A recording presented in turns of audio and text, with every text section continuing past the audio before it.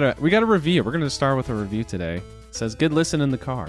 These guys have a good voice for the podcast, and I alternate between driving and sleeping to them. Personal rating is 4 stars since I haven't found the crosscode episode yet, but official rating can be a 5, I guess." And that's from Philly Pringles Taste Okay. So someone from Philly sounds like. Good username. We appreciate that review. We had an internal discussion about this, actually. We've gotten lots of reviews that have said, like, please review this game, which we appreciate that. We ask for that all the time.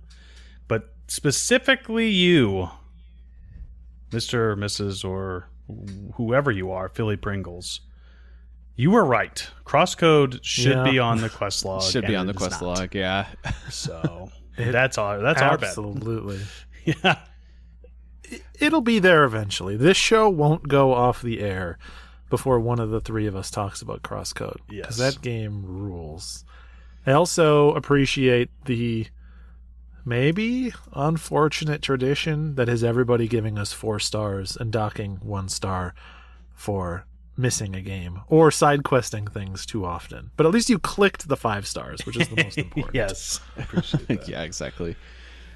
Well, if you guys want to support the show, it's nice to get reviews like that. We just figure we just open the show with a couple of things here. This is the IndieQuest podcast, your home for indie game conversation, a celebration of the indie and obscure. I'm Josh. I'm joined by my 2 awesome co-hosts. Steve, how's it going?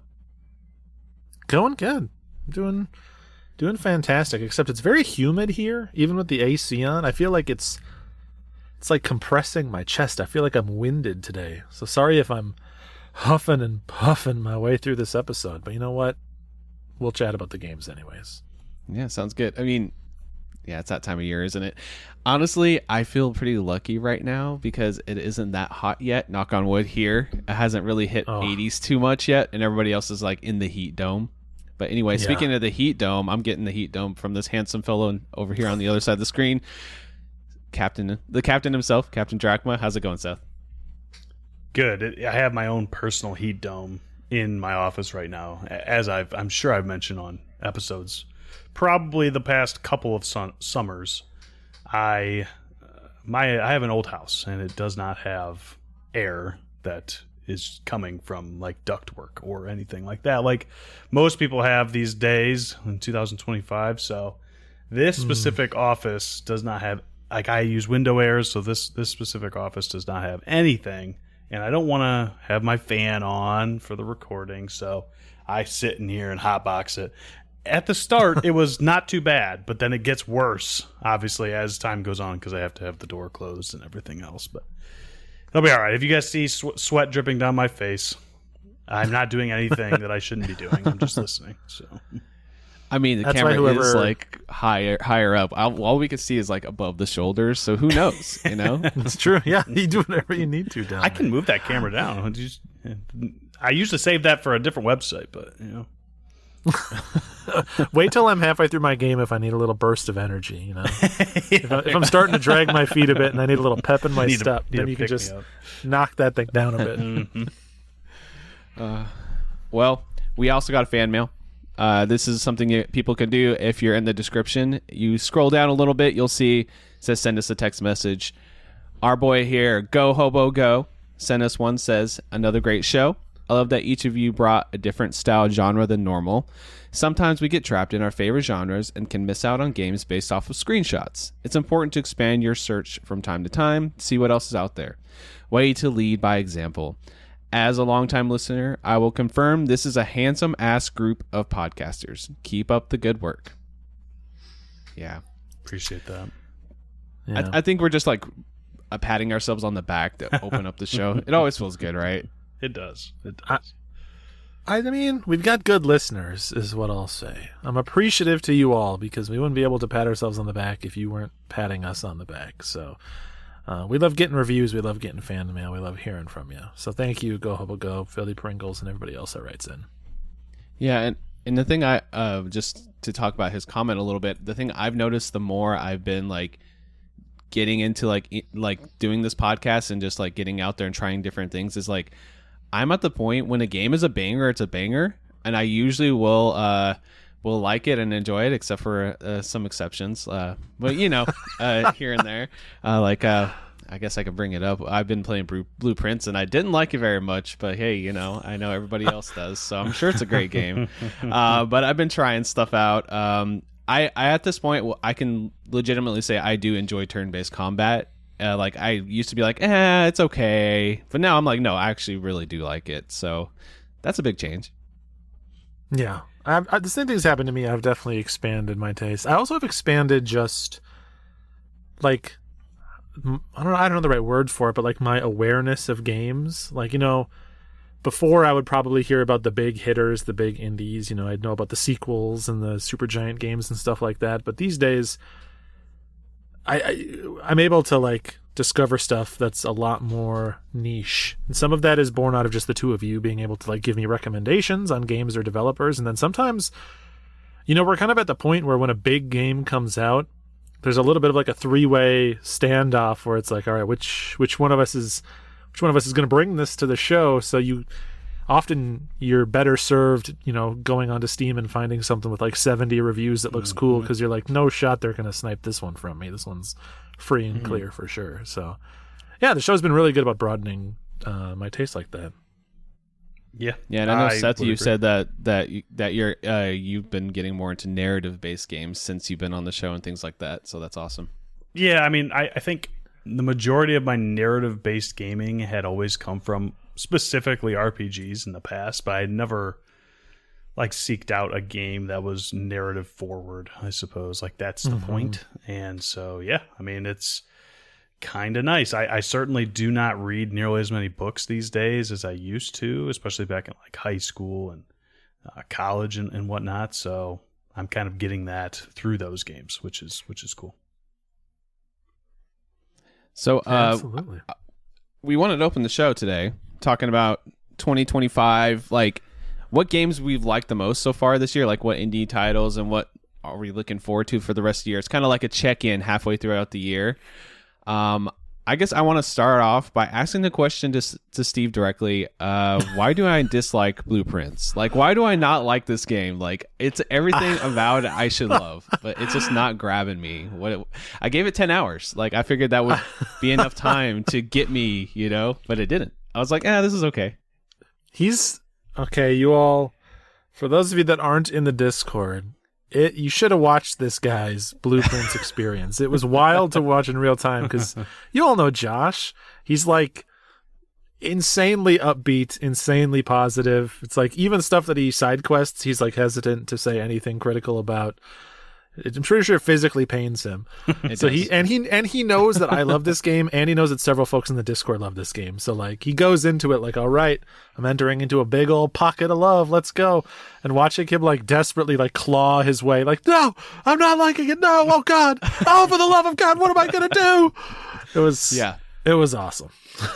Yeah, I mean, like the game. Okay, I could see the nugget of what people like there.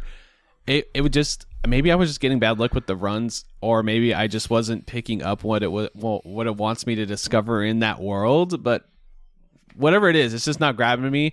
So I'm like, okay, maybe my plan is I'm shelved it for now, and I'll go back to it closer to the end of the year probably, and see if it does grab me again when we're having that game of the year discussion. But so far, I'm just like, it was fine for what I got out of it. I do have a notebook filled with random information. I don't know what all I need from that. But I felt like I was missing something. I'm like, what am I missing? And then I also didn't want to look anything up, because everyone's like, yeah, the best part of this game is discovering all the fun stuff. So it's like, what do I do in that situation? You know what I mean? Yeah. I mean, we talked a little about this when Dave was on, but you have to. I'm not saying that you're playing it wrong or anything like that, but I think to get the most out of the game, you have to appreciate the like loop of the attempt to make it to the antechamber, and you have to appreciate the puzzle stuff. And I feel like a lot of people are so excited about the puzzle stuff that the actual roguelike of it all starts to frustrate them, because it feels like it's just in the way. But it sounds like for you, that was the case, and you weren't finding the stuff that you wanted to find, or like, yeah. And if you were finding it, you didn't care as much as you thought you would. So it was kind of like it was missing you with both barrels, which is a bit unfortunate. Now I'm worried what Seth is going to think. What am I going to be alone on this island and have to be like, yeah, I know, Seth, it's not an action roguelike. Sorry, buddy. Hey. I just said I like story-focused stuff. Come on now, Steve. I'm going to, because it's free on PlayStation, I will check it out for a little bit. I'm going to go in, I think, Josh, you probably went in knowing that there was some friction with people, but you being who you are, you were like, I know that I'll find the glimmering parts of it, right?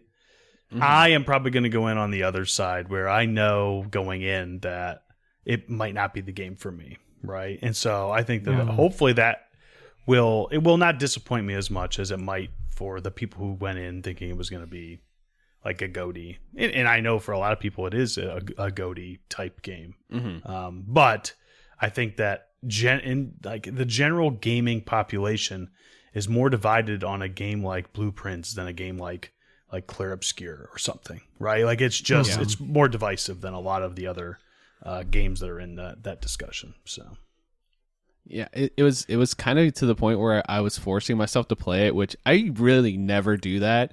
And then my partner walked in and they were like, Are you okay? I think you need to stop playing this because you're in a bad mood. And I'm like, okay, yeah, I definitely need to shelf this because it's not doing what it's supposed to be doing. It's supposed to be bringing me joy, and I'm just getting frustrated. So, hey, it happens.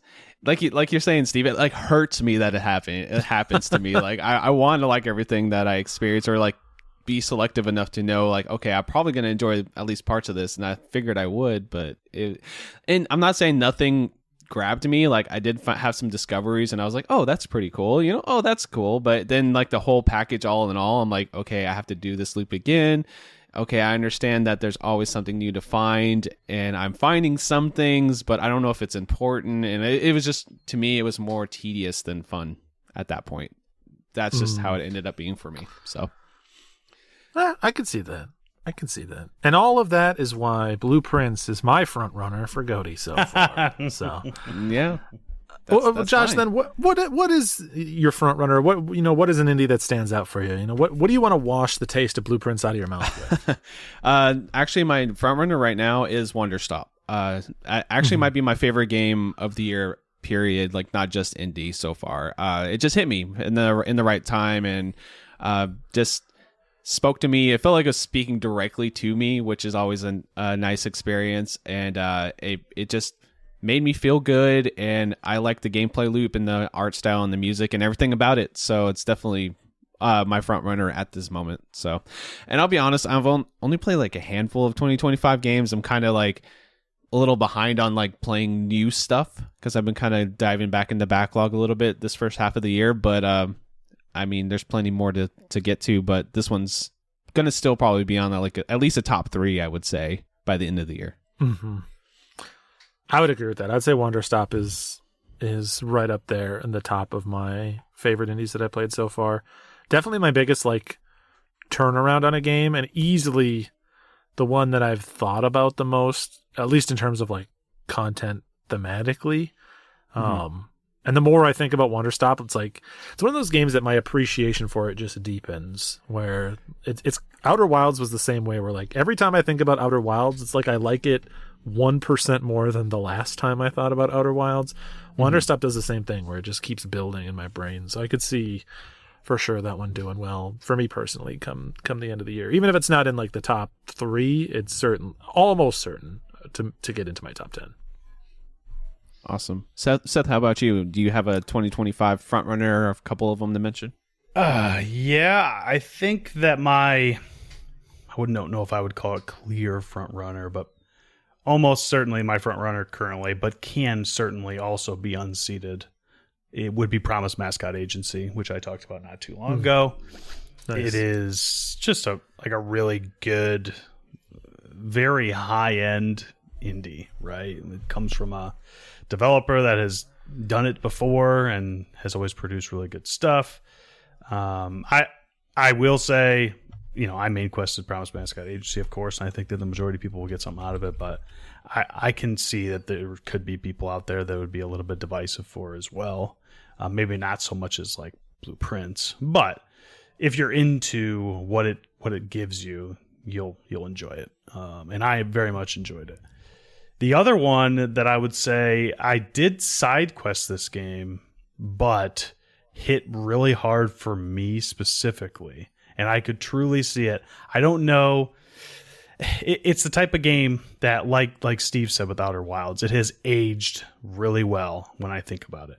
And that's Stories from Seoul, the Gun Dog. I still think about that story.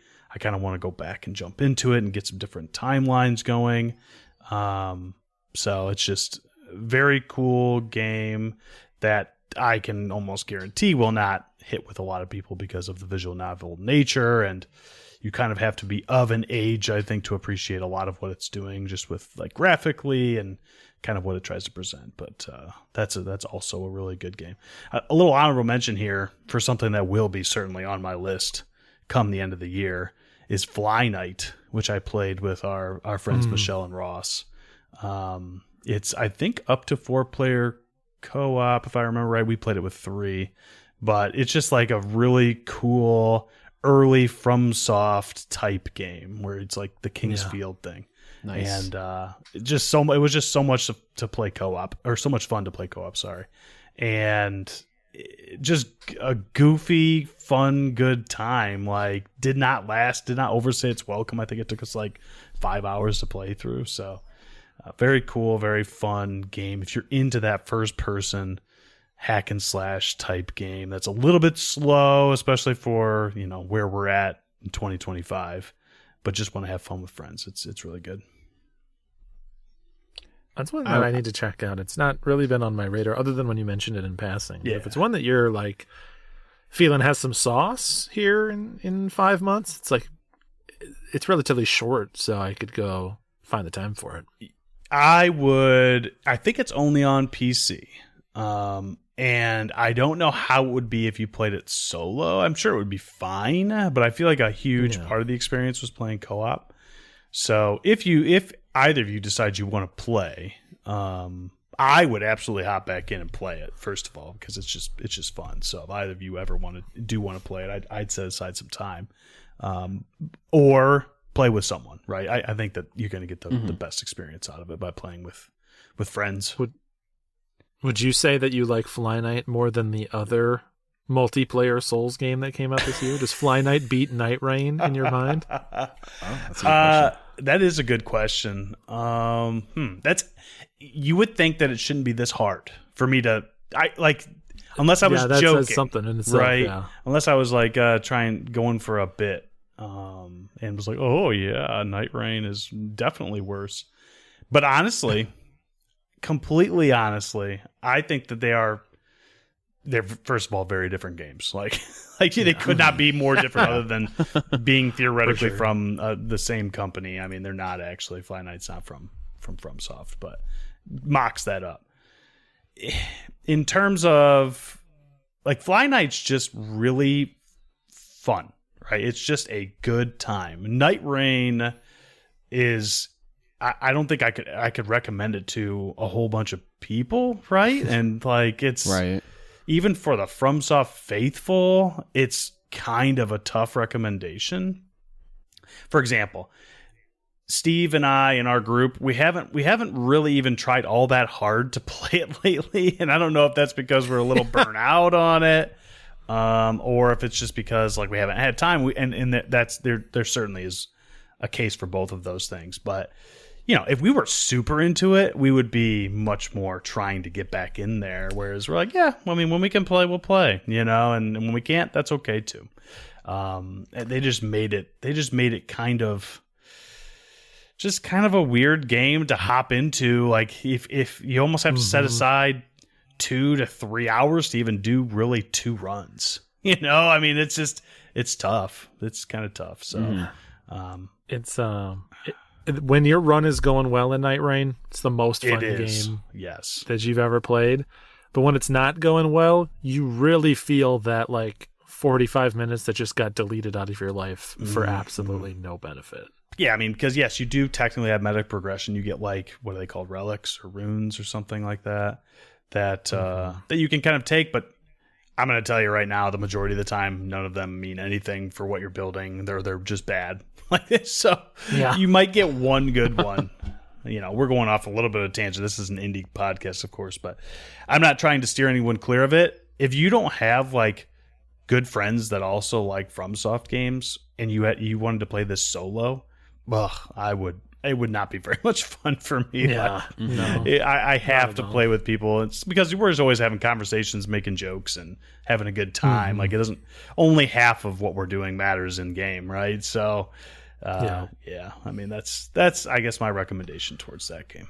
But they're pretty even. I mean, certainly Night Rain is much more heavily developed game. Like much more money went into its system and its planning. But Fly Night is truly a very good, fun time. And I think both Ross and Petey would say the same thing. Awesome. I'm going to go add it to my wish list right now so that I don't forget about it. Mm-hmm. And maybe it's even on sale right now because we're recording during the Steam sale. Originally it's only like $6 anyway, which is also cool. So you love that.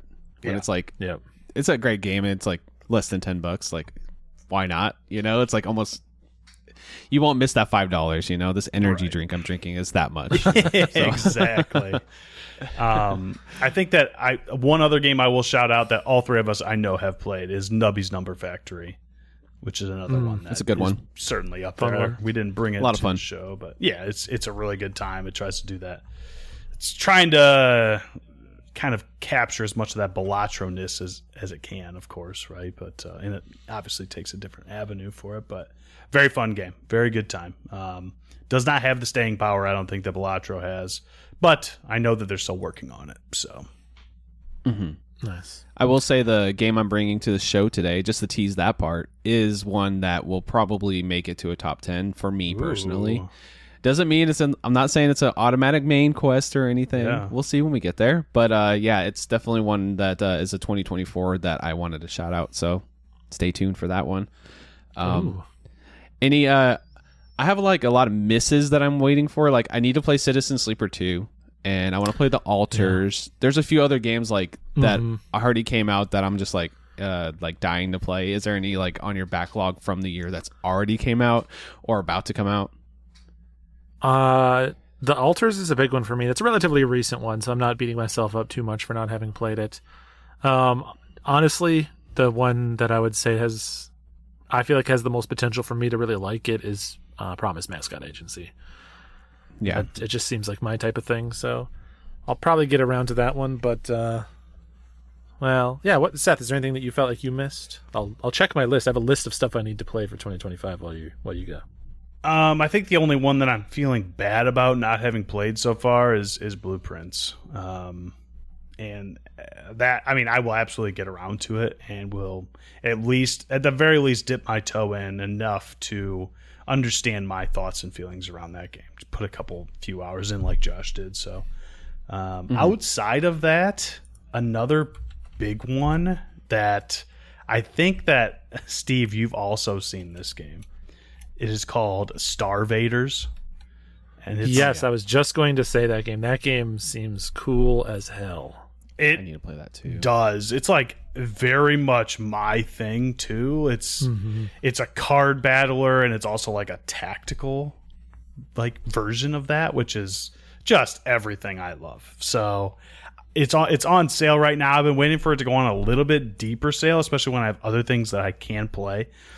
Not that I can't spend the $25, but it's a $25 indie game, and oftentimes I look at that and I think, well, I could play that, or I could play or buy 3 other indie games that I also want to play for $7 a piece, right? So it's not the game's fault. I'm sure it's extremely high quality, but price is sort of an indicator of different decisions that I make, like it is for anybody. So totally, yeah. I have a couple other games like that are just a little too expensive. There's a game that looks pretty cool that is kind of like a sand surfing game. It's almost not that different from a game that I'll mention here in a minute, but it's called Star Overdrive. You're like swinging and swerving along like planets and sand dunes and stuff on like a hoverboard. seems pretty cool, but that's another one where I'm like the price is a little off-putting for me, where it's over $30. Not saying that it's not worth that. I haven't played it. It totally could be, but it's just there's just so much you stuff. said, when there's so much cool stuff I want to play that's $7, $8, $9, it's tough sometimes for me to pay half of a like AAA release. One I do want to get to that just recently came out was Pipistrello and the Cursed Yo-Yo as well. Yes, I am on that page right now, and I was about to say, Josh, I know because I see you wishlisted this one, but yep. Yeah, I really do want to play that one at some point. This one I was like, I want to play some indies on my Switch too. I think I'll probably buy it there and play it on there at some point. But definitely in the same vein as Mina the Hollower coming out later too. It feels very much in that same camp. So a couple of those with the top-down like Zelda, early Game Boy Advance Zelda, I guess would be the way to describe like the look and feel of those. Heck yeah, dude! It looks we're eating so good. Kids that grew up with a Game Boy Color, Game Boy Advance are eating so good. Absolutely, it's a great time. What's coming up like maybe in the next month or the rest of the year for you guys that's on your list here that you're like, okay, day one or like at least get to by December 31st, basically. Mina the Hollower for sure. Like I'll play that and I'll play Pipistrello almost guaranteed before the end of the year. I almost brought Pipistrello to this episode. I was like this close to buying it, but I didn't. Spoilers, that's not my game. But similar to Star Overdrive that I just talked about, a pretty obvious one and a pretty big budget, high profile one is Sword of the Sea, which got an August release date. So, I mean, I've been a giant squid perv. One of the first games I think I brought to the show was The Pathless, right? Right. Like very early on. So second episode, maybe something like that. Like, yeah, I think it was in the era when we were each bringing 2 games an episode, which was we were chewing through games at that rate. Hot damn. Didn't have time to talk about them, but that list sure grew fast. But yeah, Sword of the Sea is one that I've been looking forward to for a long time. So I will almost certainly play that the day it comes out. You know what I'm looking forward to a lot is it comes out this month actually, is Wheel World. It's strangely from the Nidhogg team, which is interesting. Oh, there you go. It's such a different like vibe, but it's like an open world like biking racing game, cycling game. It's about just like existing in a really pretty world with friends and having fun on bikes. It just looks fun. I know it's going to be I think it's on PS Plus or Game Pass, one of the two. So it just looks really good. It just like has a good happy, it looks like a world I want to be in, so but just to say on the other end of the spectrum, Killing Floor 3 comes out like that same day or the day after.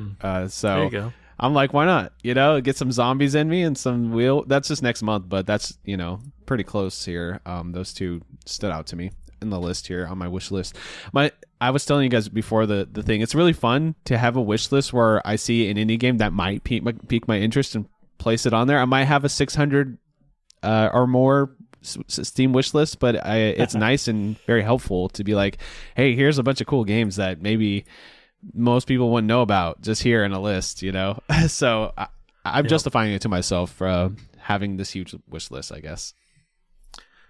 I mean, that's the way to do it, right? You can surprise yourself that way. You just see something in passing, you're like, oh, that looks cool, throw it on the list, and then someday you're looking in your own list and you're like, I don't remember this game, but it looks great. I guess I'll try this one today. Exactly.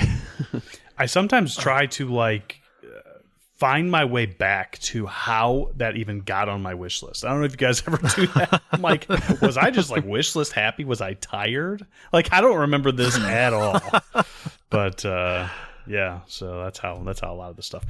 In terms of things that I'm looking forward to this year, I've mentioned this one before, and I don't feel like it's on a lot of people's radar. And I'm hoping it's good. It looks sweet, but Kingdoms of the Dump, which is like very much a Chrono Trigger lookalike RPG. That's coming out. It says it's coming out this year. Dream Channel Zero, which I would imagine is not on very many people's radar. It is published by Odin Cat, who did Bear's Restaurant and Meg's Monster. So very much looking forward to that. I play almost everything that they have produced so far. So, and then one that we all recently discovered because I went back and played Crumble is Paper Sky, That comes out this year. Oh, yeah. as well. And I am very interested in playing that. I will absolutely play that this year whenever it does come up. So, Yeah. No.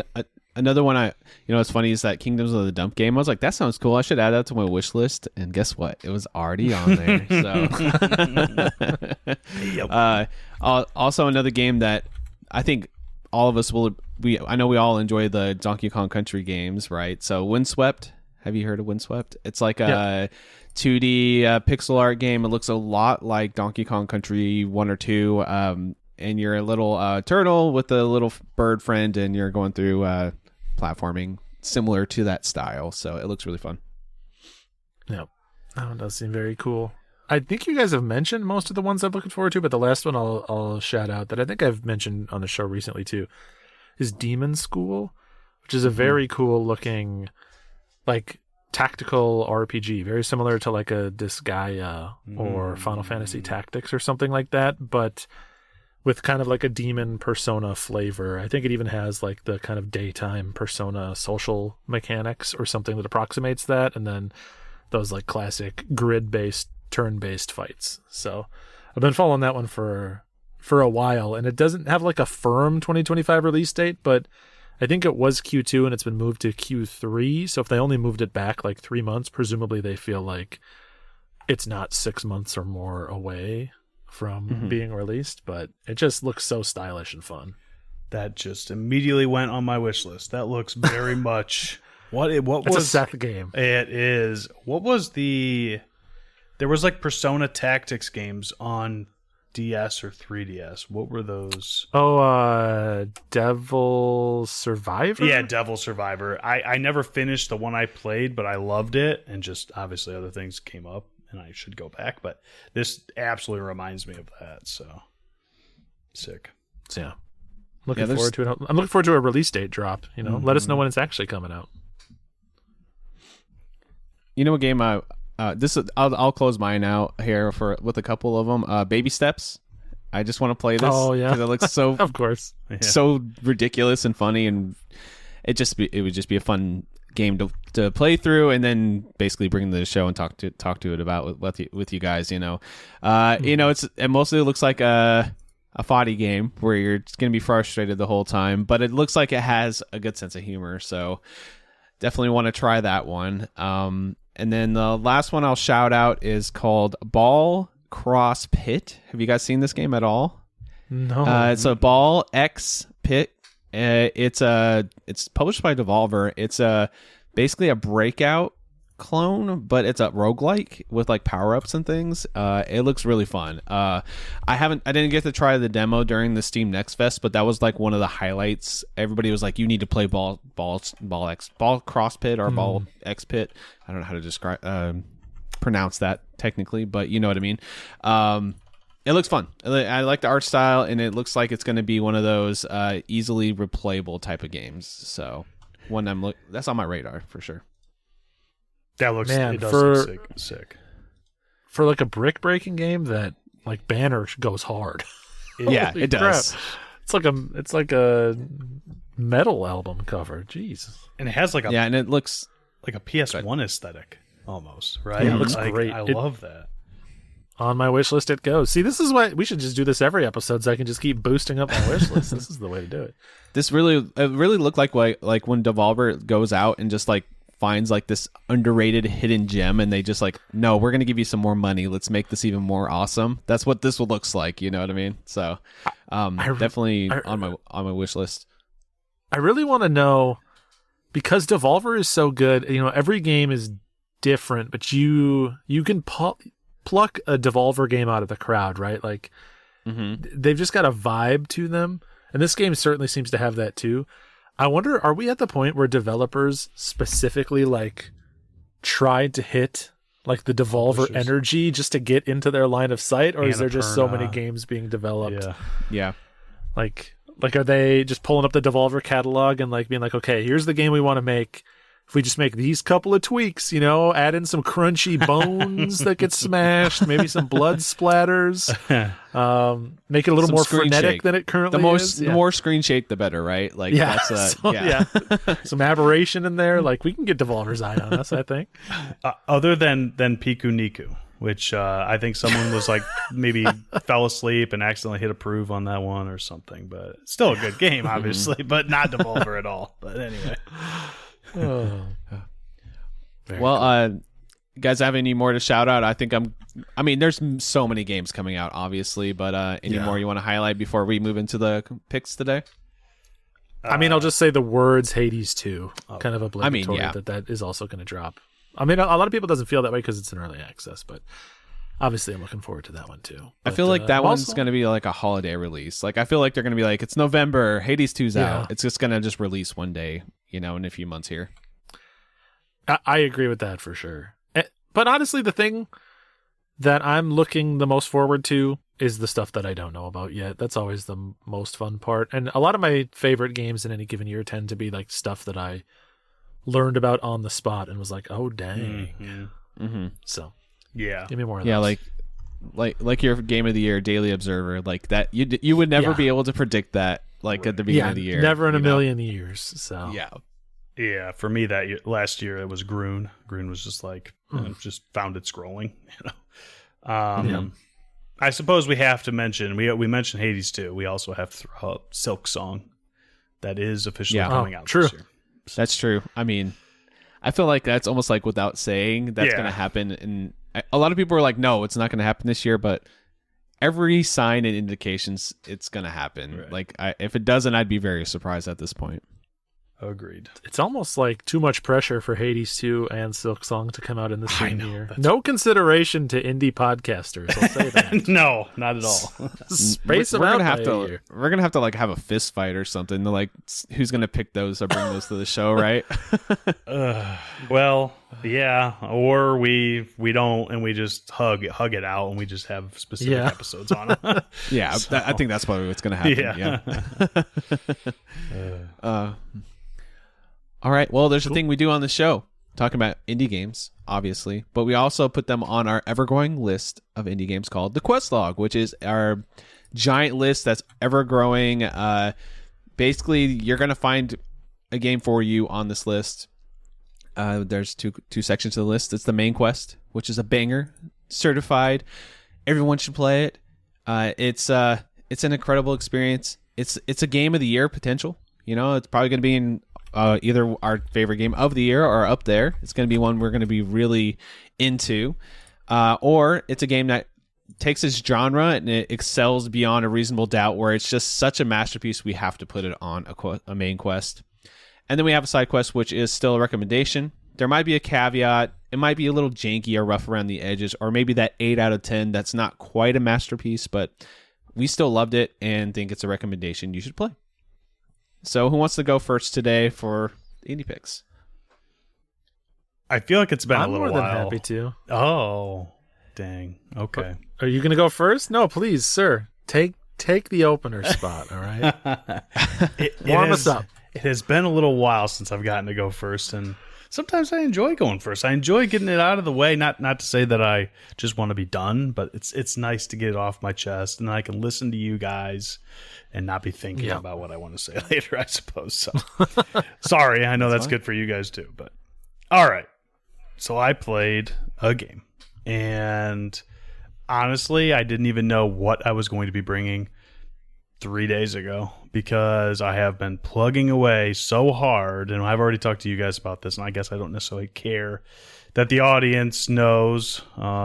It's not guaranteed that I'll bring it, but I've been playing a lot of Rogue Legacy 2, but that game is tough and takes a while. And I think if I ever talk about it on here, I'll talk about it more, but I think it's almost anti-Drachma in terms of roguelites, because it rewards risky play, but also I am a risky player of roguelites, and sometimes I make too many risky choices and then I'm just dead. So we can talk about that on a different date, hopefully. But today I brought a little game that released this year on May 28th, 2025, and it is called Kabuto Park. Have you guys heard of Kabuto Park?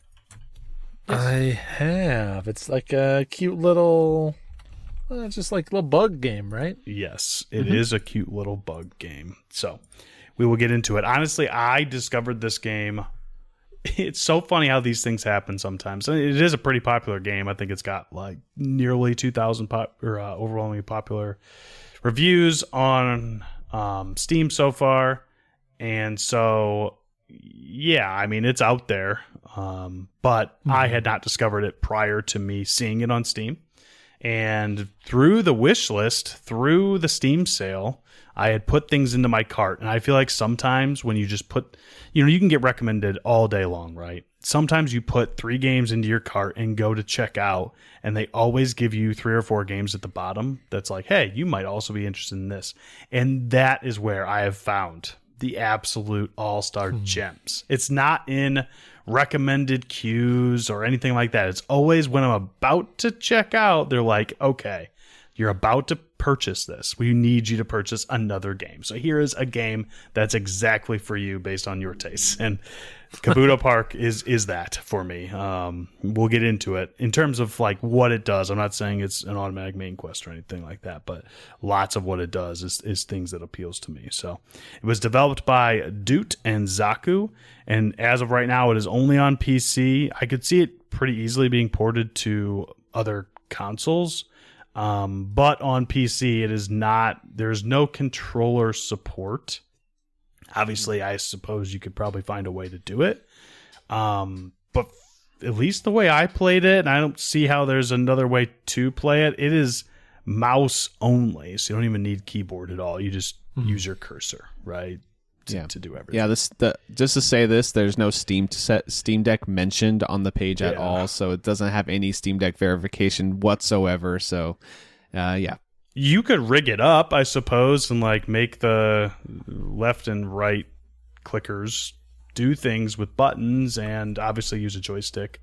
But use the little touchpad thing, or touchpad, right? yeah, that would work. Yeah. And that touchpad has does it have like a clicker thing enabled, or do you just? Yeah, it like clicks. It has a physical click to it. So, so there you go. It is not overly intense game in terms of I need to be perfectly precise. So, overview: it is a bug collecting card battler RPG, point and click. So those are all the things that you can do in Kabuto Park. Mainly, you are collecting bugs and you are using them to battle your friends at a summer camp. But of course, we'll get into more of that as we go on here. Presentation, and you guys are looking at this. It is what I would call a simple hand-drawn style.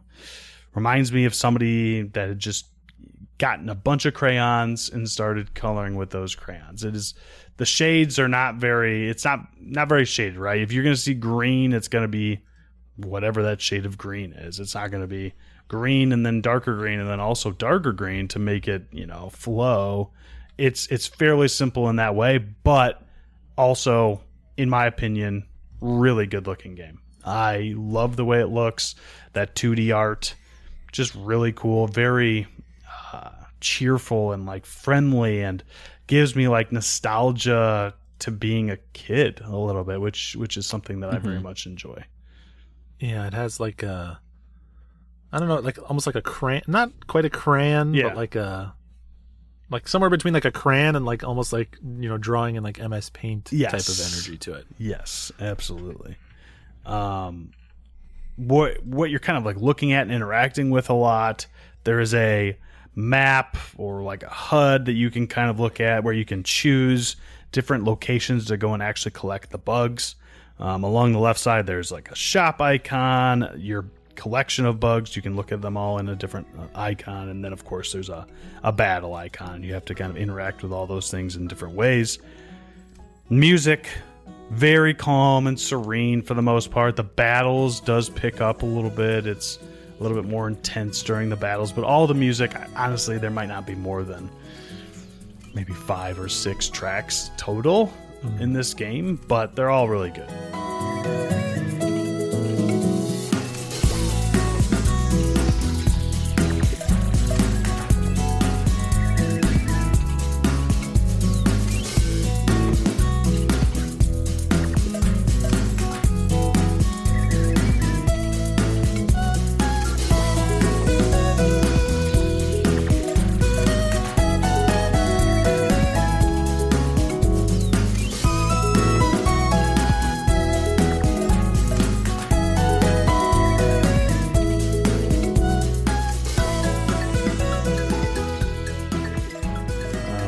really good at all. None of them overstay their welcome or get worn out.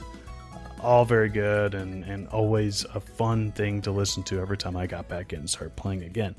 Honestly, it reminds me a lot of the OST that accompanies Smushy Come Home. And honestly, even the art style reminds me a little bit of Smushy. It's the 2D variant, of course. Smushy is a 3D platformer, but very, very good. Just cheerful and makes you feel good when you're playing it. And so that's kind of the overview of what it looks like and what it sounds like. But how is it in terms of that story, which you might imagine by looking at this game that maybe it's a little bit story light? You play as a girl named Hannah, and you go on a summer camp to Kabuto Park.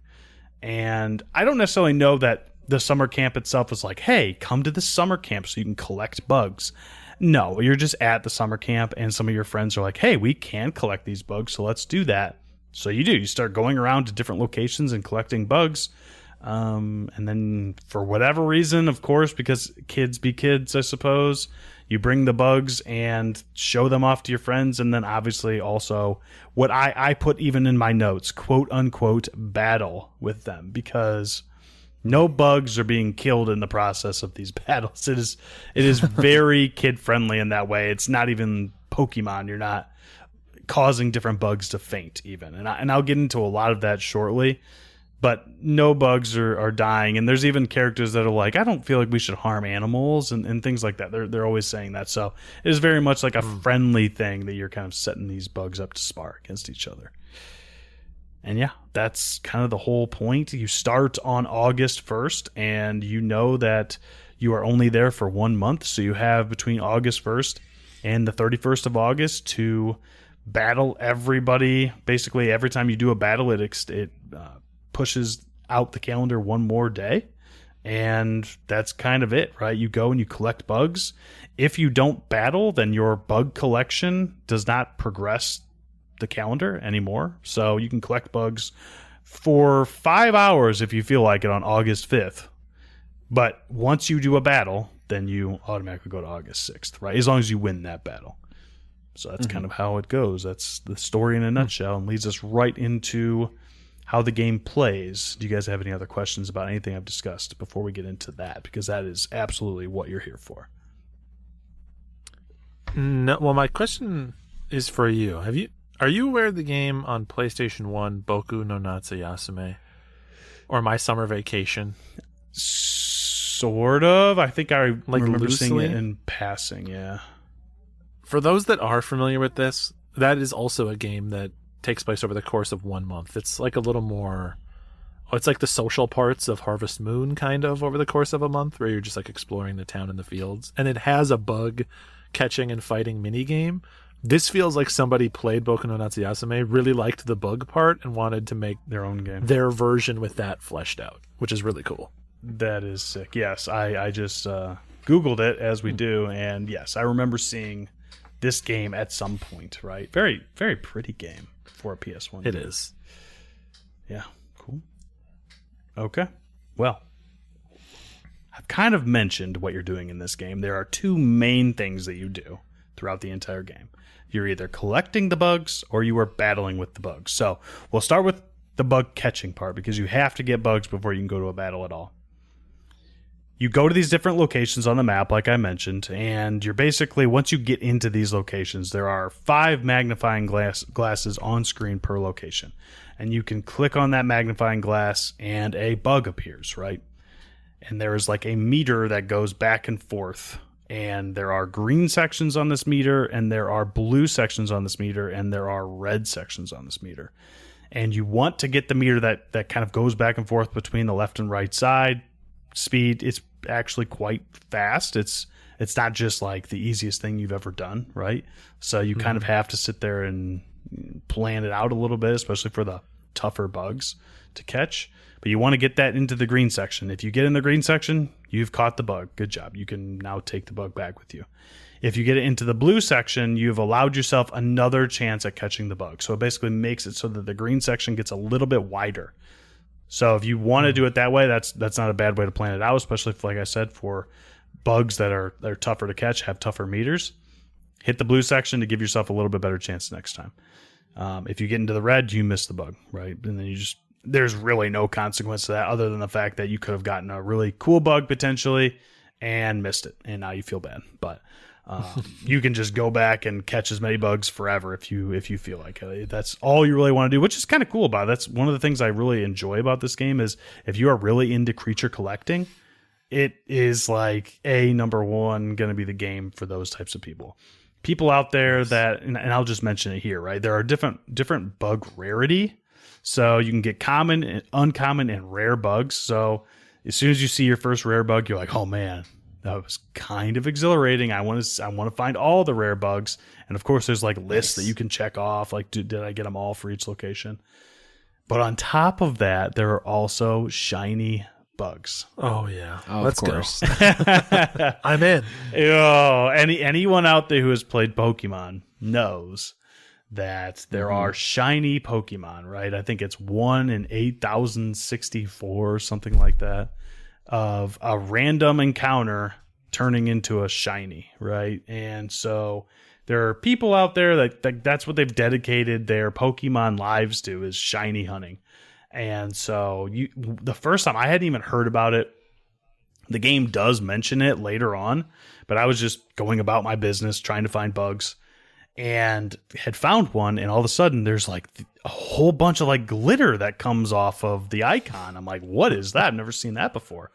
And it was a mantis at the time, which I had already caught, a green regular mantis, but it was red. And I was like, wait a minute. That is not what color you're supposed to be. And then so I had caught several mantis at that point, but I am honed in. I am like focused. Like I am not missing this thing. And yeah, of course I caught it, and oh man, it was just such a cool feeling, right? And I think that's something that this game delivers in spades, is that feeling of catching the different bugs and catching rare ones and shiny ones. It's such a cool collector in that way. It has like a. Yep. Sorry, didn't mean to cut you off. Nope. So each area has like a selection of bugs that are in each zone, or is there like a buggy dex or something that you can like check off basically? Yeah, so you can. That's what's weird about it. It's very possible that I missed it somewhere. There is something you can buy in the shop that allows you to basically make it so you get the potential to have higher rarity bugs whenever you go to each location. But from what I can remember, there's no like Pokédex that says this is where this bug is located. What I will say is when you catch a bug, they have like a whole stat screen that comes up, and it will say which location you caught each bug in. I do know that you can find bugs in like 2 different locations sometimes, so you can catch them in both places.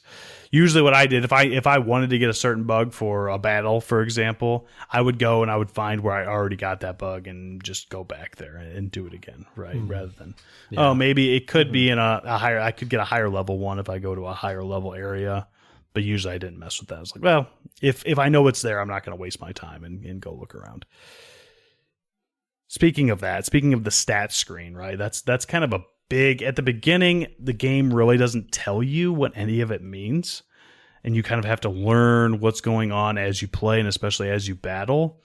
But each bug comes with 3 distinct stats, right? They have strength, they have defense, and they have NRG, which I think is the most amazing way to do it, like a little mini. It's not even really an acronym, but it's like a set of 3 letters because that's all they want to use for it. For energy.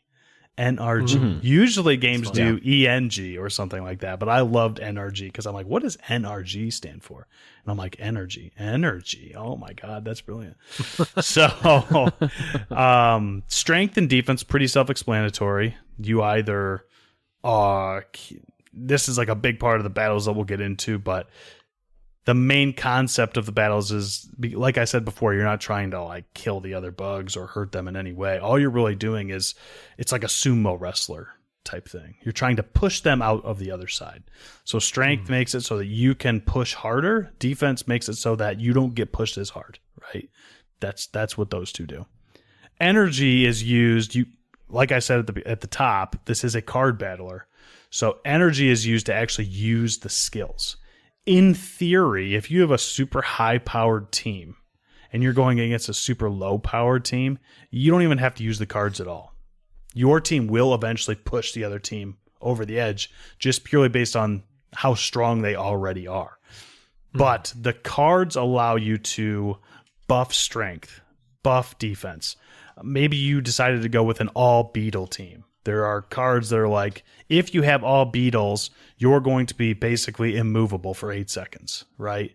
So you're kind of planning all that out as you're playing the game. You can also see what cards your opponent is using, and you can play cards based on the things that they use, right? So you're kind of trying to balance that out as you play. Of course, that's very much in the future and more in the battle section, but you kind of have to know that based on the actual stat cards that you get for these different creatures. So each of them have those 3 stats, and then, like I said, they also have 3 skills. Each bug has 3 skills, and they're distinct to each bug. Now, I've caught 5 monarch butterflies. Each of those monarch butterflies all have the exact same skills, but every monarch butterfly is going to have different skills than every stag beetle, for example, right? They each have distinct skills. And usually you want to use them in different teams based on what skills they have, right? I mentioned that there's a card that has, the more beetles you have, the higher your defense is, right? For 8 seconds. So obviously if you have a beetle in your team that has that card, it would benefit you to put 2 more beetles in there, right? And not like a mantis and a butterfly, because then you're only going to get that stat boost for just the 1 beetle, right? So that is kind of how all that works. Bug size also plays a factor. You want your bugs to be as big as possible because it will impact how their stats roll out. So stats are random as they are on like Pokemon at certain points, right? Stats can be higher or lower depending on different factors. In this game specifically, you basically just want to shoot for the biggest bug ever. And it will actually tell you, it'll give you a star next to each of your stats. So, for example, if I have 1 star next to strength, that means that bug has the highest strength that it could possibly have at that level. Oh. Now I'm going to catch another one. Maybe that bug had 60 strength at level 4, and then I catch another bug, the exact same one, and it's also at level 4, but it has 50 strength. But the one had the star, right? So it's as you level it, which we'll talk about here too, there is leveling, which you use candies for. You can basically level each bug up to a certain threshold depending on where you're at in the game. So I think it starts with, you can only get them up to level 5, but then once you beat a boss, you can get them up to level 10, 15, and then all the way up to 20, right? So what you really want to do, if you're just trying to beat this game, you really want to get as strong of bugs as possible, look for as many stars as possible, and mesh them together into your 3-person teams as well as you can. That's kind of the main point of the creature collecting portion, and that will lead us right into the battles. So I've already mentioned a lot of what the battles are doing. It's a sumo wrestler thing, but you have 3 bugs on one side, 3 bugs on the other. You're trying to push, they're trying to push you back. The cool thing about this game, and something that I like a lot, is there's a kind of a wheel, a timer at the top that says whether it's your turn to either push or your turn to hold, right? So you can play different cards based on whether you're holding or pushing. When you're pushing, the other team is just sitting there, and it's all defense. That's all they want to do is whatever their defensive stat is, it's against your strength set. And then vice versa if they're pushing you. So if I'm getting pushed right now and I have 3 cards available to me, if I have a up strength for 5 seconds and an up defense for 5 seconds, I should probably play the up defense in that situation because I'm getting pushed currently, especially if it just started. And then as soon as that timer goes up and I start pushing again, then I can smash the strength, right? Because I'm going to start pushing them harder. So that's kind of how the back and forth of this game goes. I'll say it right now. I was a little, at the beginning, I was like, man, this is a little bit too easy. I feel like I hardly have to do anything. I didn't even really know what I was doing. I was just clicking cards and just smashing face at the beginning. But it does get, I would say considerably harder, but it gets harder as the game goes on. Up until the last few, like you have like a boss gauntlet for the last like week, and they have tough teams, and you have to really kind of prepare yourself. something I think this game could have done. I would have been all in if this game had a post game where it's like, okay, we're going to give you some super bosses, right, that you have to go up against. Yeah. It didn't do that, which is unfortunate. You can go through and play and fight every single opponent you have fought, except for all of their bugs are at level 20. So you kind of have to plan for that, I guess. So it could be kind of fun to go back through. I'll say that I got all the achievements because I absolutely wanted to. Like I was like, I'm gonna get 100% in this game. So I did do that, and some of the achievements make it a little bit more challenging to try to. It's almost like, for example, one of the achievements says, have a battle that lasts more than 2 minutes. Most battles last like 20 seconds, right? So you almost have to plan. What I did for this is I had a whole team of very defensive bugs, so that I could just be like a brick wall. Like they wouldn't be able to push me back, but I didn't want a lot of power, because if you have too much power, then you're just going to end up beating them eventually, right? So I had to have just enough power and a lot of defense to just stay in the middle for as long as possible, and it made it really fun to do that. I almost feel like they could make a sequel where it almost had puzzle challenges or something, where you just give me a bunch of that stuff to be like, oh, you have to do this in a certain time period or time limit. We're going to give you 10 bugs to choose from. You have to create a party that's going to make sense to beat this thing. Yeah, or, sometimes games will have like, extra conditions to earn like a bonus reward, right? Like when you're going into a fight, let me go into the fight, but then have like a bonus condition that says like, win with at least one mantis on your team. Yes. Win using only 3 cards or something like that. I love stuff like that. So not that we need to design the sequel for them, but like, that would rip. It almost like opens up the door for like, it would be a lot of work, but they could do like a daily challenge. Like, here's the boss of the day that everybody can fight. Like a lot of roguelikes do. Like Spelunky used to have the run of the day or whatever. Yep. Similar to that, but like, here's the boss of the day. This is the team. Prepare and fight it. See if you can win it in one shot. That'd be cool. Oh my gosh, I would be all in on that. Like I am. Oh, that's just. This is that's the fun thing about Kabuto Park. Is it is such a fun little game where I could have, a 6-year-old play this game and they would have a good time with it. It is not hard, but the ceiling. I could see this ceiling of like being pretty darn extreme, where guys like us would actually be like, yes, this is where I want to be. It doesn't ever quite get there, but it gives you a taste, and I can appreciate it for that. So, do you guys have any other questions before I put Kabuto Park on the quest log?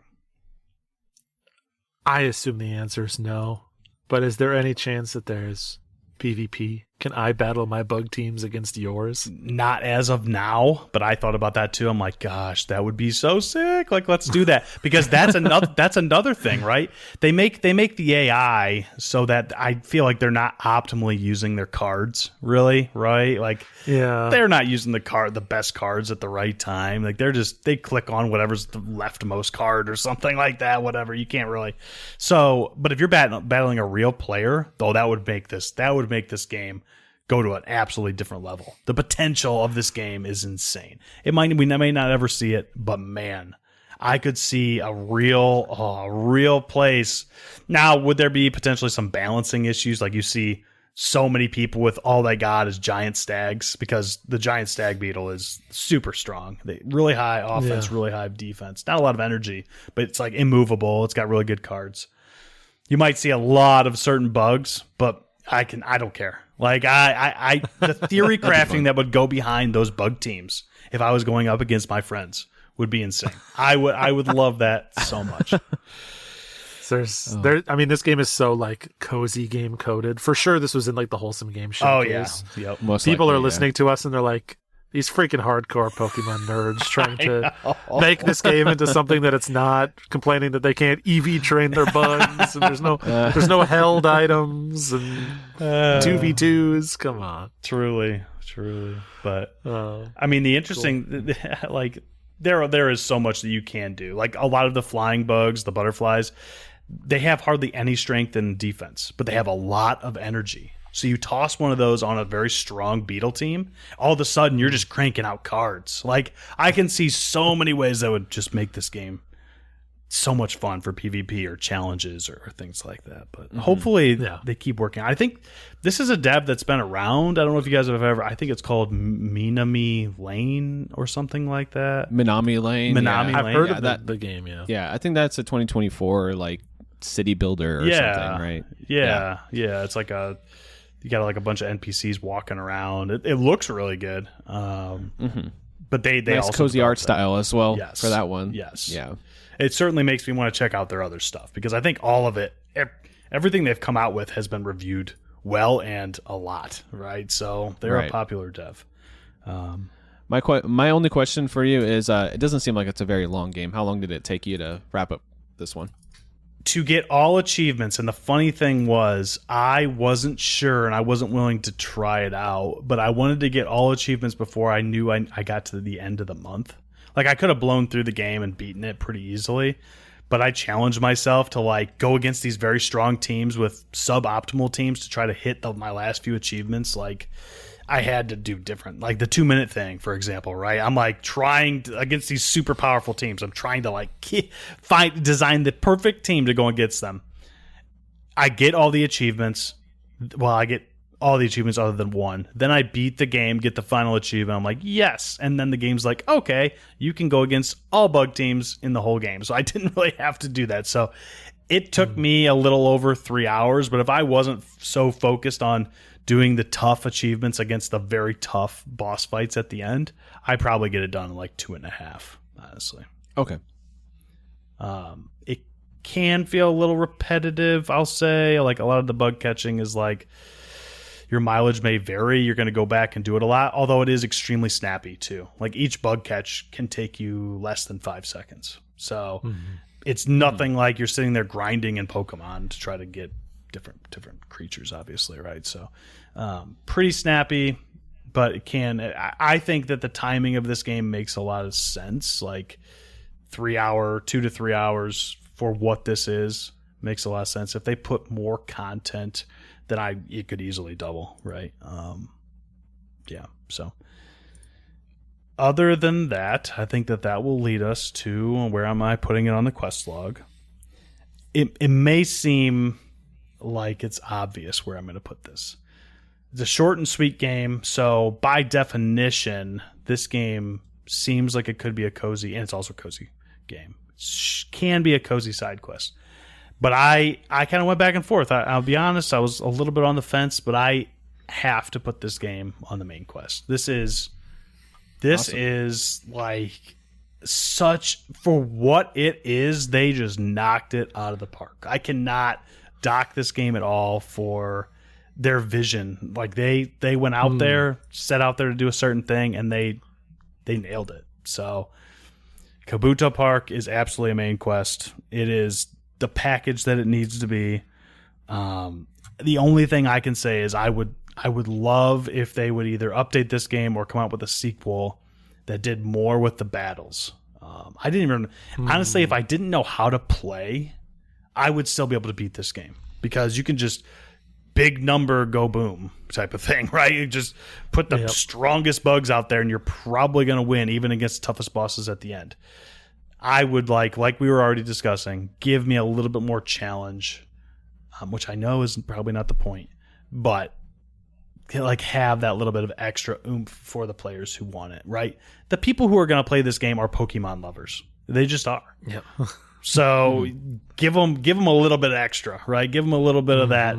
I want that red battle, right? In gold and silver, right? Give me a tough, like a very strong challenge at the end, or a couple of them. So that's Kabuto Park, and it is on the main quest. That's awesome. Yeah. I'll just say the world can always use more summertime games. Yes. All right. So thank you for making a great summertime game. Absolutely. Well, all right. We've got a main quest. Josh, I'll let you go last, and I'll cut in. I figured because you guys were kind of like going back and forth. Go ahead. You're good. We'll slide on in here. I'm bringing something Okay, I'm bringing something that is tremendously familiar in one way, but I'm also doing something that I very rarely do, which is I'm bringing the sequel to a game I've never played. Ooh. So, nice.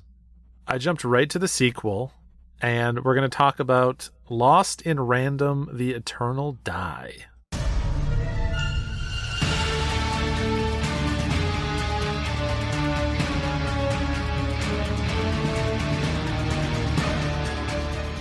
Are either of you familiar with this game? I am very familiar, but I haven't played it. I am. Oh, I thought you were going to be like, I'm very familiar because I brought it today.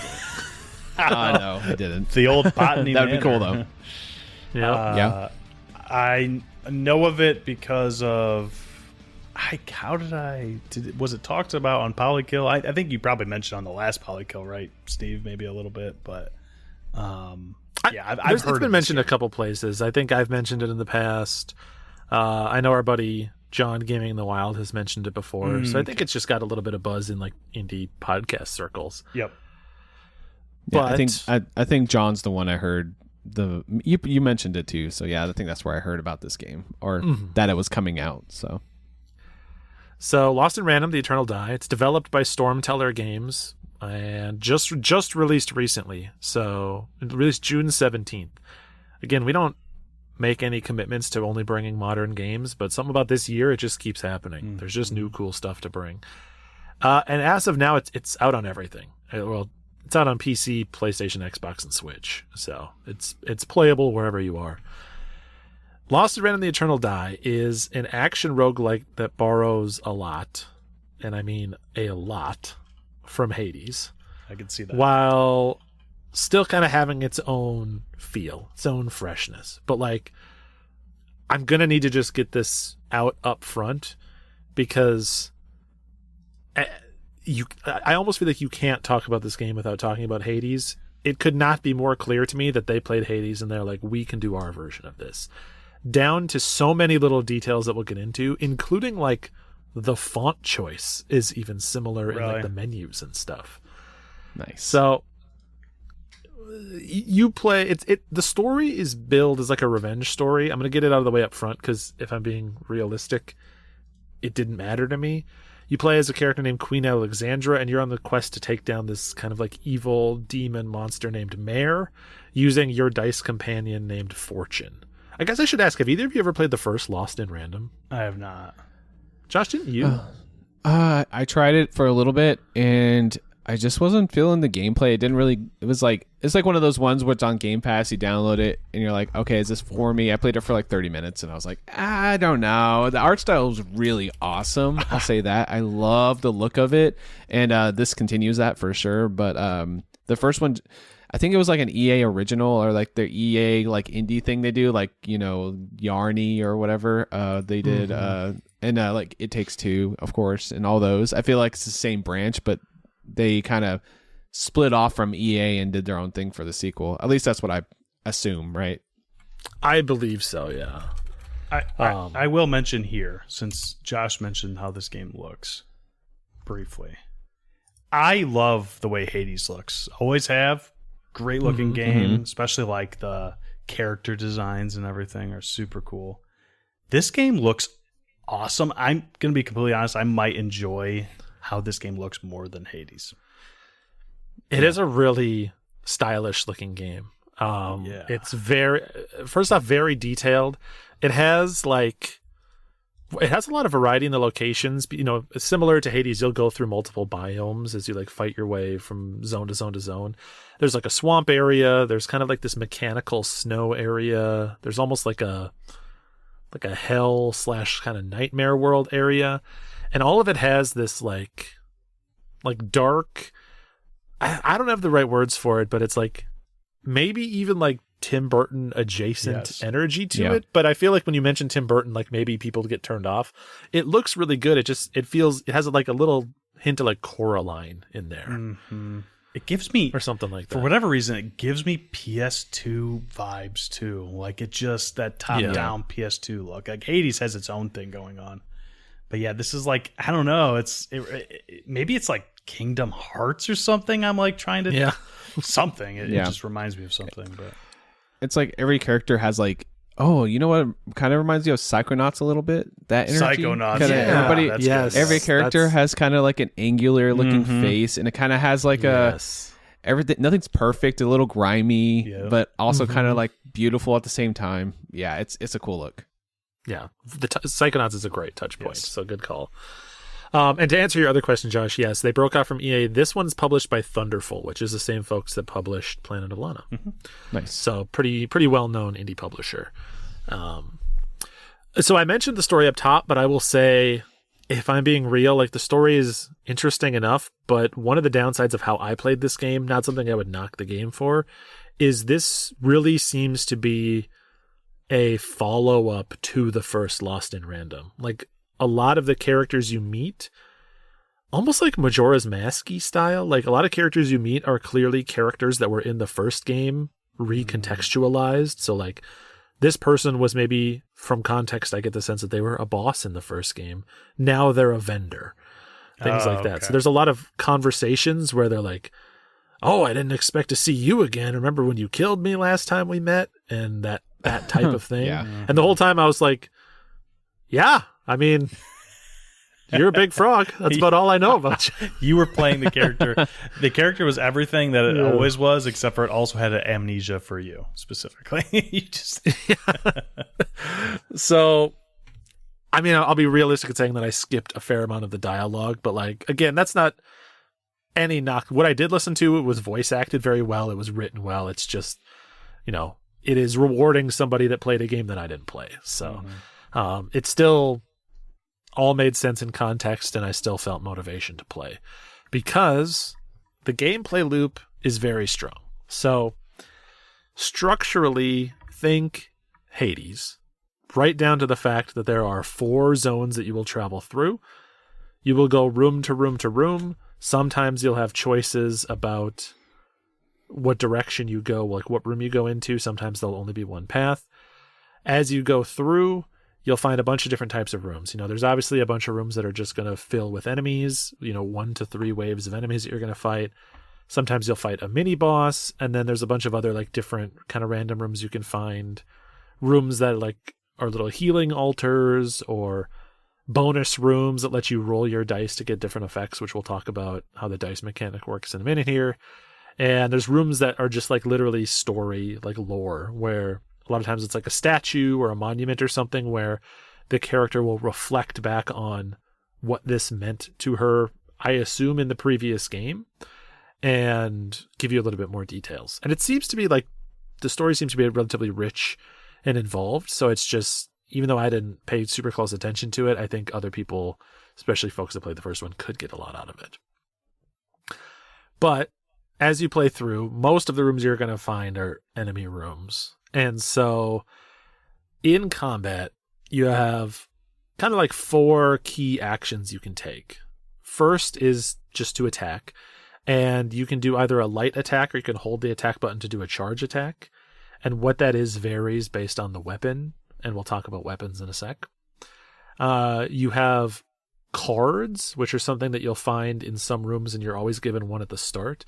Cards are kind of like your magic cast. So you might have a card that like summons an ice tornado, or a card that summons like a fan of poison daggers or something like that. And then different cards will take different amount of this like energy meter that, some cards are so strong that you only get 1 use of it per meter. Some of them are relatively weaker and designed to be used more often, so you can use it 4 or 5 times in the span of that meter, just like a magic spell. And then as you're attacking enemies, they will spit out little energy shards that refill that meter. So you're kind of like, use your magic and then do your regular attacks to refill your magic meter. Your other attack option, and sometimes non-attacking option, is your dice, Fortune, which is the character that's with you. This is a dice that you hold with you, but you can throw out. I would call this similar to the cast in Hades, where you can like throw those gems as a cast out. But you're throwing the dice out, it lands on the ground and does an AoE. And it does do a dice roll. So when the dice lands, it'll show like 4 or 2. And it'll do more damage for higher rolls, but also you'll get upgrades or like boons essentially later, or you can get those that have modifiers based on what you roll. So you might get a boon from combat that says, like, every time you roll a 4 or a 6 when you throw your dice out, that enemy becomes stunned. Or, for all odd rolls, poison the enemies that they hit. Stuff like that. Is there a way to, through like stat upgrades or like you said, boons, is there a way to force the dice to land on numbers more often? So that's what I was expecting. And interestingly, so far, no. Okay. Now, I've only finished the game 2 times. Like, I've beaten the last boss twice. But I feel like I've upgraded or unlocked the full set of passives that we'll talk about. And so far I haven't seen anything that lets you change that. So there doesn't seem to be a way that's you always roll at least a 4 or higher. Right. So as you're doing a run and collecting boons, you might, if you're focusing on dice, and there's a reason you may or may not want to that we'll talk about. But if you are focusing on dice, rather than trying to stack everything onto a 6, you kind of want to spread it out so that no matter what you roll, you're getting some effect. Maybe some numbers chill, some numbers poison, some numbers stun, but you're guaranteed a bonus no matter where it lands. I mean, the game is called Lost in Random, not Lost in let's lock the dice for one's roll more than other numbers. That would be a long title too, but that's good. Honestly, I'll say the lore. The world building is all it's you are in a world I think called Fortuna, and there seems to be this religion or political hierarchy that is based on randomness. Randomness is very important. People that roll a 6 are considered nobility, basically. They are better in life who rolled a 6 early. And so I almost get the sense weighting the dice would be blasphemy in this place. It would be quite the sin to not let randomness take its due course. So, you'll fight those different groups of enemies, and then every time you beat an enemy, you will get one of several rewards. You will get either a choice of currencies. There's 2 currencies in the game. I forget what their name. It's pips and gems or something. It's a red currency and a blue currency. The red currency you'll use to upgrade your weapon abilities, and there's different again, similar to Hades, there's different weapon aspects basically where you can make your sword maybe focused on burning the enemies, or your sword has a chance to heal you on attack, stuff like that. So you can kind of choose what version of your weapon you want, and that red currency lets you unlock better abilities for that. The blue currency lets you unlock passive upgrades for your character. So that's, and I will reference Hades 1,000 times, but that's similar to the Knight mirror in Hades, where you're putting that shadow essence into passive buffs, including similar things like come back to life if you die, or get X amount of health after every encounter that you clear. Very familiar upgrades that you'd be familiar with. If you don't get one of those, you could get gold, which you'll use in the shop. It seems like every biome has one shop guaranteed, and that shop always has the same 4 things in it. What those things are randomized within that item, but you'll always have the option to buy a healing item, a max health upgrade, or one of 2 of the relics or pearls, which I'll talk about now, which are kind of the main boons in this game. The way that this game works in terms of its roguelikeness and your build as you play through, every time you beat an enemy, you will usually unlock the ability to choose a relic, one of 3 relics actually. And those relics will have effects, and then they will have, I guess, statistical affinities. They're color coded basically. So the effects are the types of things you might expect for a game like this, where it could be anything from every time you finish an encounter, gain 1 to your max HP, or if an enemy is burned, they take 30% extra damage, or those dice rolls that I talked about, or if you kill an enemy who's chilled, refill your energy meter to maximum, stuff like that. So you can sort of specialize down certain tracks as you go about your build. Maybe you're taking a lot of boons that focus on chill, so that you're weakening enemies as you slow them and chill them, and also when you kill a chilled enemy, it spawns icicle that chills other enemies and stuff like that. So you can choose effects that are synergistic with each other. Also, those relics that you find, like I said, have colored elemental like affinities that tie to your stats. So imagine like a grid, like almost like the license board or something from Final Fantasy 12. When I choose a relic, there's imagine like a 5x5 grid. Yep. And at the beginning, I can only place that relic in the center square. And then when I do, it unlocks the ability to place relics on every square around it. And that relic I got might have a red affinity or a green affinity, something like that. If I place relics on that grid in a line of matching 3, it gives me a permanent percentage buff to the stat that those aligned to. Okay. So like the most obvious one is red ones are weapon damage. So if I get 3 kind of weapon damage focused relics that I put into a line, I will now have permanent 50% extra weapon damage for the rest of the run. I'm looking at the grid. It looks like there's a potential to have like, and maybe I'm reading it wrong, but is there a way to have like hybrid relics where you can have more than one color? Yep. So relics can by default, I think, have up to 3 colors. And so you can kind of like branch off from multiples. You also can technically make rows or columns of 5. And if you do that, you get a bigger buff. You'll get like a 100% buff as opposed to a 50% buff. Yeah. But those buffs, there's 5 colors. It's red, purple, orange, blue, and green. They correspond to the damage that your weapon does, the damage that your cards do, the damage that your dice does, the damage that things you summon do, so like summoning gusts of winds or icicles or stuff like that. And then the last one is luck, which is a actually very important stat because luck does a lot of things.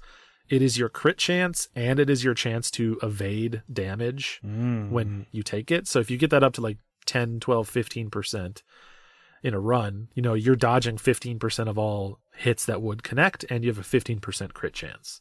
So do you have base stats already, right? And then this is just on top of those. So you have so much luck, right? Or whatever, and then you also have bonus luck.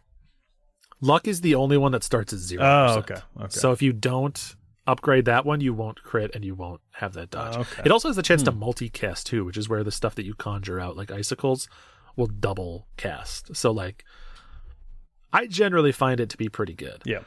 And once you've lined up 3 of those, the colors will disappear off of them. So you can't like build off of them anymore. Like it's like a, you know, any match 3 color game where the gems disappear once you've matched 3. You can also find 2 other things that help you in matching the colors. One is pearls. Those are basically relics that don't have any effect. They only represent color. And so you can use those to like fill out a line of other relics. And once those have been connected to a successful line, they break and they go away. So they give you the stat buff and then they open that spot back up for you to put another relic there. And then the last thing that you can find either from encounters or purchase from the shop is paint, which will just let you paint a relic one color. So I can just get some red dye, paint a relic red to help me fill out a row, even if I've already used that relic in a different line. So that's cool. It's a little interesting because in addition to choosing like how you kind of want your builds, your boons from Hades to stack up, you also need to take some consideration into like where and how you place them to make your character level up essentially as you go along. And a lot of times you'll find yourself focusing on like 1 or 2 stats. Like obviously I have a lot of runs where I focus on weapon damage, but if you get like a strong card and a couple good early relics for cards, you know, maybe I'm going to play more of like a caster run this time and I'll stack caster and conjuration damage and just like wreck fools with a bunch of damage over time spells. So all very cool. I think adds a lot of variety and makes it that's one of the things I think makes it stand out from Hades in a world where so many other things are similar to Hades. Just like I mentioned in these, you'll play through those levels and then you'll get to a boss fight. After the boss fight, you'll get like a little reprieve or you get some extra currency and you'll get sometimes like a new costume, which is just a visual change, and oftentimes like a little bit of a heal as well. So you're trying to make your way through these like 4 biomes to get up to the big bad, which is Mare, who's like this flaming night eyeball scary guy. It's just spooky. That's cool. So that's like the combat, but I think like what's maybe more important than that is what is the difficulty scaling like, and I think there's a little bit of them having designed this game with it almost an expectation that you've played Hades. Not that it's that much harder, but like you're going to need to do a lot of the similar types of movements to navigate these encounters. Like you're going to need to dash away from... Oh, there's a dash too, if I didn't mention. You need to dash away from AoE spells, get out of like line of fire attacks. You're often going to need to dash like across a pit to hit an enemy. Some enemies will have shields and things like that. The damage scaling is like one thing that stuck out to me, which is to say, if you're being too jack of all trades with your build, I think the damage can fall behind the curve a little bit, and the area, especially the last area's enemies, might feel a little damage spongy to you, just compared to like your muscle memory from Hades, where you'd be like, wow, this is taking a lot of sword combos in order to get through this particular encounter. But at the same time, if you stack things well and get some really synergistic relics, you can do some crazy stuff. Like you can just explode builds. Yeah, I mean, I had a relic. There's a relic that you find early, or can find early, that is 5% extra damage added to your attacks every time you clear an encounter without taking a hit, and it resets when you do take a hit. But I happened to be playing a bow run that time with the bow as my weapon. I stood back in like the corner of the arena for like the whole first area and like very safely sniped enemies. And I got that damage buff so high that like by the time I hit the third area, I could one shot like every enemy. I was just absolutely That's smoking. awesome. I love that. Now I got some good chunks on the boss before the last boss obviously hit me and I lost that buff, but like I had enough other relics to carry me through the rest of the fight, and it let me like really coast to the final boss, which is really fun. So they're not afraid to let you like break stuff, which I think is good. There's a good amount of enemy variety. You know, there's probably a dozen or so different enemies, a handful of them per biome. I was able to finish the game in like 8 hours to get a successful run. But even for my very first run, like just with the training I have from 80 hours of Hades or 100 hours of Hades, I was like immediately confident that I could go the distance in time. You know, I just needed to learn the boss attacks and not be a dumbass, and I would eventually get it. Does it do the Hades thing where if you win a run, you have more that you must do in order to beat the game, or did you get credits? I got credits, but it is very clear that there is a better ending. So rather than Hades where like the ending is at multiple runs, the way that it works in this game is as you're playing through, sometimes out in those levels, you will encounter other characters, and oftentimes your character will be like, I've cleared a path of monsters for you, head back to the sanctuary where it's safe, which is kind of like your home base before you start a run. And then when you talk to the characters in there, they will either like naturally warm up to you, or sometimes have like a little side quest where they want you to like maybe collect an entire armor set or clothing set and talk to them wearing the full set. And every time you kind of satisfy one of their conditions, you get this item called a Shred of Hope. And if you get every single character back to the sanctuary and you unlock all of their Shreds of Hope, then you beat the game. Then you get what I assume is like the true ending or the good ending. Because the one that I got was very...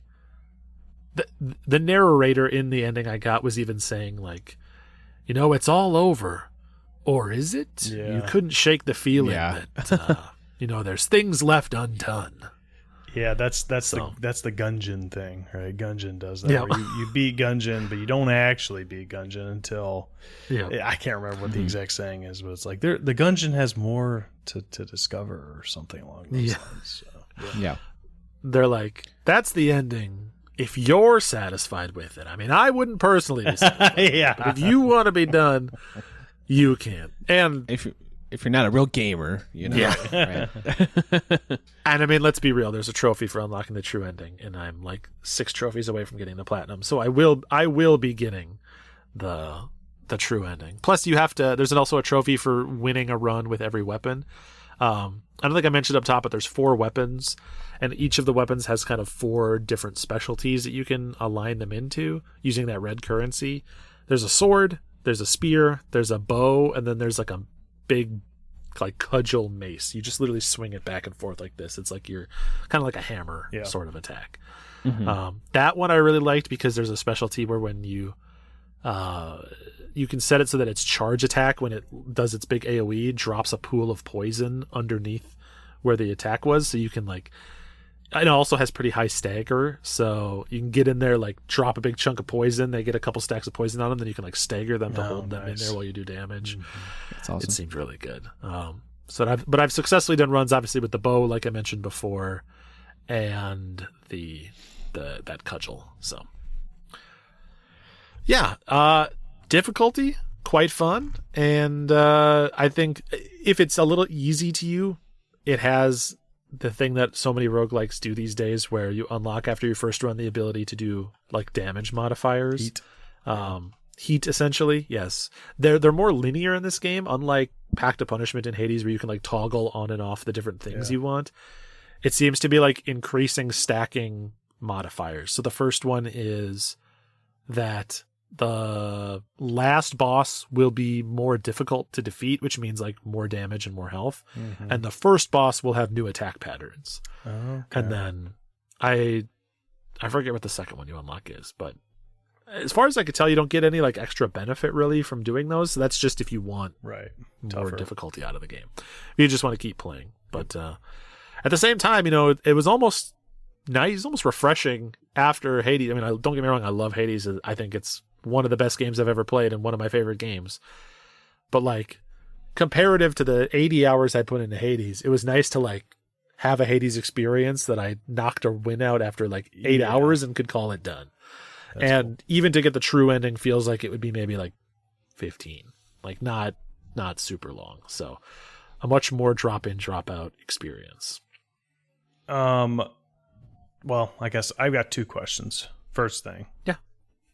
Trophies, I assume. Yes. Have you gotten the plat? I have not gotten the platinum yet. There's a couple trophies that are a little tricky in terms of randomness, and there's a couple trophies. There's a trophy for no hit beating each boss. So you gotta really be good, know your stuff. Yeah. I've lucked into getting some of those, so like it's very doable. There's also some trophies for like miscellaneous stuff, like have an enemy that's poisoned, chilled, and burned at the same time. Or there's one that I haven't been able to get, even though it seems really normal. It's to stun 6 enemies at one time. But it's like an encounter almost never has 6 enemies in it. Like, what are you guys talking about? Like, come on. But I'm sure I'll get them around or something to get them like in a circle or whatever. Well, they still have to spawn them, which they won't always do. Or maybe your higher heat or whatever they call it. Maybe true. Yeah, it'd be a little easier to do that. But there's like 40 trophies and I've got like 35 of them or something. Okay. So I'm getting close. Other question, and you might have mentioned this, and if you did, I apologize. But did you talk about the music at all? I was going to ask about that. No. I mean, it is a good soundtrack. I would say that it's like fitting to the visual style, where like it's a little like jaunty haunty, if that's like a term, like a little dash of Halloween energy in there almost. It definitely has like good like rising, pumping boss themes and stuff like that. At this point, it is not like a soundtrack I've craved outside of the game, but it has certainly not gotten boring in game. It's been very good at like matching tone and making the battles feel intense and stuff like that. Would you fault anyone for playing this in October? It seems. I know it's not obviously horror, but it seems adjacent enough with how the creatures look and everything, and just like the haunting atmosphere. It certainly has a little bit of that like creepy energy to it. I mean, you're never like attacking jack-o'-lanterns or anything like that. But yes, it's dark, it's gloomy, it's a lot of like monstrous looking enemies. It's a little, like I said, it's a little Coraline, it's a little real monsters. It's everything you want it to be. So I think that's fair. Cool. It's not horror though, to be clear. No. If anyone's like, oh dang, I'm out. There's literally nothing scary about this game at all. It's very upbeat and honestly very optimistic. So okay. Go for it. Any other questions? So let's in a world where no one's played Hades. If you haven't played Hades, like just imagine that someone hasn't played Hades. Would you say, hey, play Hades over this, or just play Hades first? I mean, I would recommend someone play Hades over this game for sure. Okay. But if someone wanted to play this, I wouldn't be like. I mean, I might say like, if you're looking to play that, you could probably just play Hades. But if they're like, oh, this looks cool to me, I'd be like, hell yeah, get in there. Do your thing. I think if someone had never played Hades, they would play this and they would blow their mind. They'd be like, oh, damn. Oh my God. This game is good because it has all that snappy, precise control, very similar feeling like animations and attacks and stuff. Like it just feels good in the hands. Like I said, from the first hour I played it, I had no learning curve at all because I was in Hades muscle memory. I knew exactly how to play. Nice. Every button was familiar. I knew how to dash. I knew how to attack. I knew how to build my character. It all just felt natural. So I'd say this is a fitting like companion piece to that, even if it doesn't hit the highs of like the production of a Supergiant game. Yeah, exactly. Also, I wanted to say, if anybody's been playing the drinking game of take a shot every time somebody says Hades, I'm sorry. You're probably getting your stomach pumped right now. But I'll add some fuel to the fire. Hades, Hades, Hades. There you go. Yeah, they did. They weren't even hearing that. Yeah, they were just either they're just on the ground. Yeah. I think my last question. I know you haven't played the first game, Steve, but from what I've looked at as you've been talking, it didn't seem like the first game is. The gameplay isn't the same, right? No, it's not. Okay. The first game, I think, is like slower and a little more puzzle based. It's still like an action game, as far as I know. I mean, Josh, you played a little of the first one, right? Yeah, that one's like a third person over the shoulder game with some card like synergies and stuff that you can do. Yeah. It's way different. It's a lot different. So it feels like they had the world and universe and art style, and they were like, we like Hades. Let's just do that. That's really what it just seems like on this one. Yes, and again, that's why I apologized up top. Like, it's not that I'm incapable of describing a roguelike without referencing Hades. It's that in this case, it could not be more clear that they had one inspiration that they went all in on. Like, they wanted to make their Hades. And so it, to me, almost necessitates a comparison in that way. Even though this is totally its own game, it does its own unique stuff. It mixes up the formula. It has its own ideas at the same time, but it's borrowing a lot of structural material from somewhere else. Gotcha. So, given that, I think, this game rules. That's for sure. Nice. I think a lot of people would be tempted to say, Hades is an easy main quest. This isn't quite as good as Hades and is trying to do the Hades thing, so it should be a side quest. I don't think that's true. All right, I think Hades is a main quest that's like some of the best you can do. Yeah. Like the main quest sponsored by Supergiant, right? Like it is what you strive for. Even this game that falls short of Hades in some areas still does so much right that I think it is also deserving of a spot on the main quest. I am not someone personally who punishes a game for doing something that another game has done, or like a sequel for doing the same thing. I don't think we need to live in a world where every idea is executed exactly one time. I don't want people to have no originality or creativity and just blanket copy other stuff like we saw with Threes in 2048. But if you see Hades and you say, I want to make my Hades, I say, hell yeah, make your Hades. And I don't think that that's necessarily a bad thing. I don't think you'll get we all, I think, value novelty and being surprised. Mm-hmm. And so the first time something comes out that really knocks you on your ass, you're going to be like, oh, wow, this is amazing and fresh. And in this case, this game is this game is amazing. It's just not as fresh. Right. But I do like the skill system, though. That is very unique to the genre in general. Just having the basically match 3 puzzle to figure out your skills and boost and boons, which is I think that adds a lot to somebody who's played a lot of Hades. It's something different and unique that you really haven't encountered too. So Yes, and it makes you make some decisions you wouldn't otherwise make. You know, in Hades, you just like, you're doing like a lightning build, and you're like, I'm going to take that Zeus thing that makes my lightning attacks better. Here, sometimes there'd be a relic that's really good, but like the only available spot I had was going to block one of my line of 3 with the wrong color.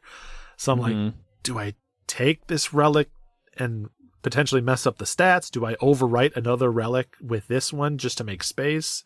Do I put it there in hopes that I'll find a piece of paint later that I can still make that line? Yeah. You have to make some like tough calls that you don't always have to make in something like this. So yeah, really a big surprise for me. Something that I was not expecting to like so much, given that I hadn't played the first one and given that it was, you know, to put it bluntly, Hades adjacent.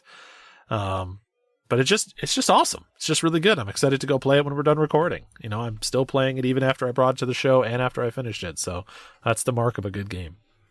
That's awesome. Yeah, I think my touch point for that is Haiku the Robot, right? I played that a while ago now. It's very Hollow Knight-like. Still went on the main quest. You can ape off of other games because those games are just really good. And if you can even get 80% of it, then you're probably still main quest. So, yeah. Right. Yeah. Also, I want to mention this is on Game Pass, too, if anybody has Game Pass. Yes. So there you go. Easy way to get in there. So you're already paying for it. Why not?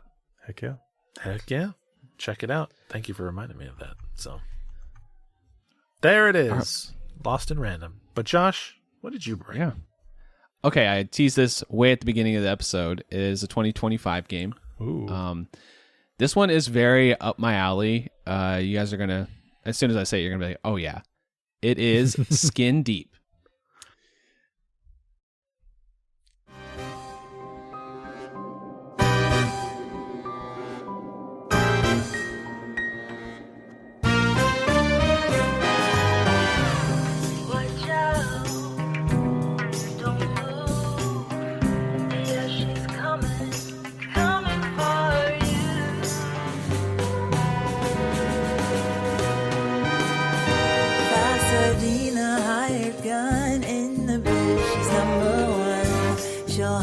Down for fun, it's a classic hit and run.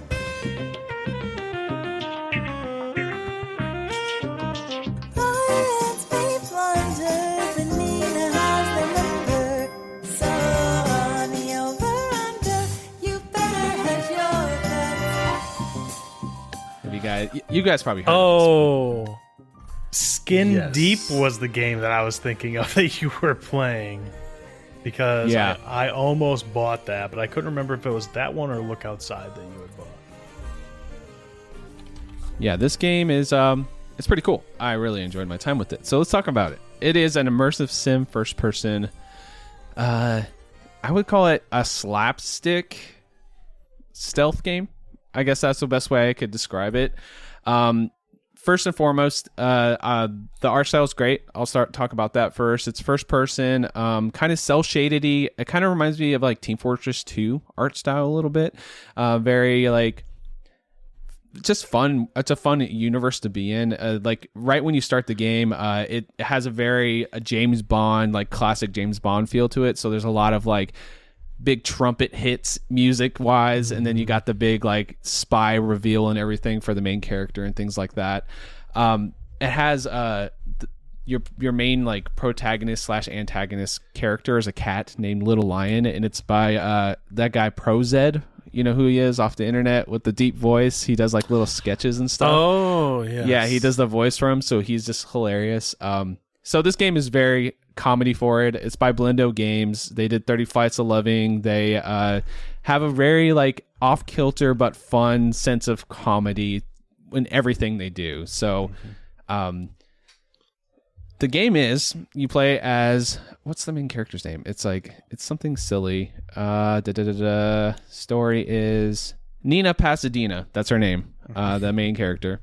And you are part of this corp called Meow Corp, MIAO Corp, but you are an insurance fraud or insurance person that is basically making sure these cats that run these spaceships get away safe from these bandits, basically. So there are 13 spaceships that you enter, and there are 13 levels to the game. And so what will happen is you arrive at the spaceship, and your goal is to basically free the cats that have been piloting the spaceship, and they're like in these little like blue cages.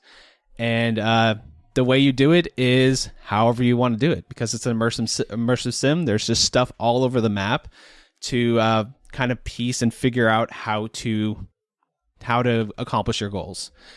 So what they do in this game is you have 5 item slots that you have. You can pick up things around the environment. You don't start with anything in your inventory, and you kind of just like walk around, try to figure out, sneak around these enemies, and pick up things in the environment. And so here's a good example of a scenario that you might encounter. You walk up, and you're kind of like sneaking behind this guard. I wouldn't say the AI is super smart. They're okay. I would say they're not like maybe Metal Gear Solid 2. Where like they're a little dumb, but they do have some things they can hear or see, and their cones of visions are there. But if you're like to the side a little bit, they're probably not going to see you. They're a little dumb. But you walk by, and there's a pepper shaker on the table, right? So you can grab the pepper, throw it at his head. The dude starts sneezing like crazy, and then what you do is you jump on his head. You literally pounce on him like spider monkey style, get on his back, and then start slamming his head into things until he passes out. And then his head pops off, and you collect the head as one of your items.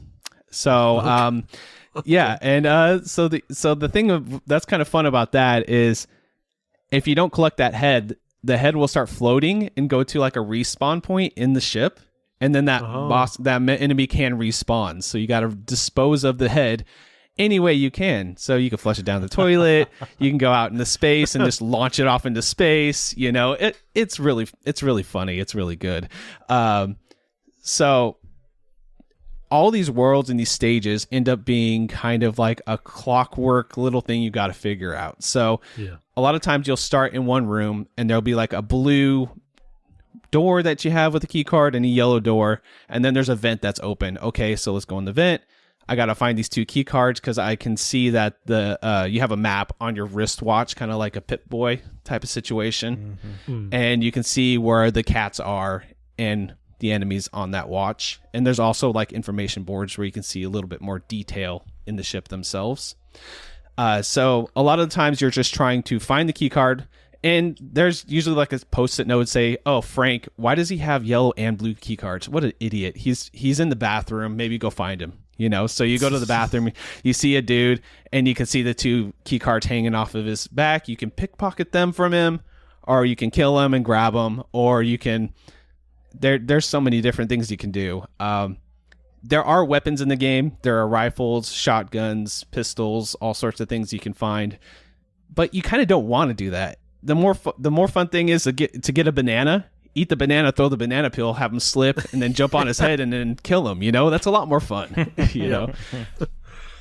So what you do is you get the key card, you unlock all the rooms, and then you will get cat like passes or cat lock codes or whatever. They're like little cards that will unlock the cat boxes, and they'll be freed, and you'll win the stage. But to complete the entire thing, you have to call down an escape pod, which will have multiple pirates inside of it, and you have to either kill the pirates or basically escape without them noticing you. So basically that's a loop of each stage, is you go through, unlock all the doors, find all the little secrets and nooks and crannies, and then free the cats, and then send that escape pod away. More pirates will come, the reinforcements, and then you got to get out yourself. So it is really a fun experience trying to figure out these stages. They're very difficult, especially later on. And you can have some runs go hilariously wrong. I mean, they just set it up just in the right way. So, what are your guys' like experiences with like immersive sim first person games? Do you play these, or is it any games that you guys are interested in? I don't think I've played very many. Let's see, what's one of them? Like Deus Ex, Dishonored is the one. Yeah, I've never played that. The only one Honestly, maybe one of the only ones I've played, which is such a random one that probably almost nobody has played, is The Occupation, which I've heard of that, but I haven't played it. it's like an immersive sim where you like sneak around different sort of like office complexes as like an investigative journalist, and you're like going through vents and trying to figure out like how to find. You're basically it also is like a Clockwork World, and you're on a real timer. And you're sneaking around trying to find a bunch of evidence that they've been hiding before an interview that you have with one of the like heads of that corporation, so that you can, when you get to that interview, like Ace Attorney him and be like, "Oh, but what about this document? What do you have to say about this?" Right. But I suck. My problem is I suck at them. I'm not hard. creative They're enough. tough. I get bodied. Yeah. Seth, have you played any of these, or is it just not a genre you're familiar with? I have played. curious. I played some of Dishonored back when Some it came Dishonored. out, but that's it. I have not. Yeah, I have not dabbled. I don't often play a lot of first person stuff, which I think we've. Oh, that's kinda right. talked You've about. said that before. Yeah. Yeah. Yeah. So the thing about these type of games, I feel like you either love them, which I lean more towards. I really enjoy them. I think they're a lot of fun. Or you just like, it's just not your thing. Like you're like, I don't understand why people like these. So this one, I feel like on that spectrum, it might lean, it's kind of more in the middle. Like I feel like if it's not really a genre, you're probably going to find some fun with it. Like there are things in here that are really great. I think the story is just, it's so dumb. It's like, it's dumb in the best possible way. You're literally an insurance person for this huge corporation. It's all about capitalism and like, you know, how screwed up everything is. There are some interstitial like story bits where you don't do like the spaceship stuff. Like it's like a whole like guided thing where you're going through, and I just don't want to spoil the story because it's worth playing just for that. But there are some levels that aren't just the spaceships that tell the storyline, and I was cracking up. It's hilarious. So but anyway, the actual gameplay elements and like that, doing these puzzle rooms and the puzzle things is frustrating sometimes because the main character, Nina, she's not very powerful. Like she's not strong on her own.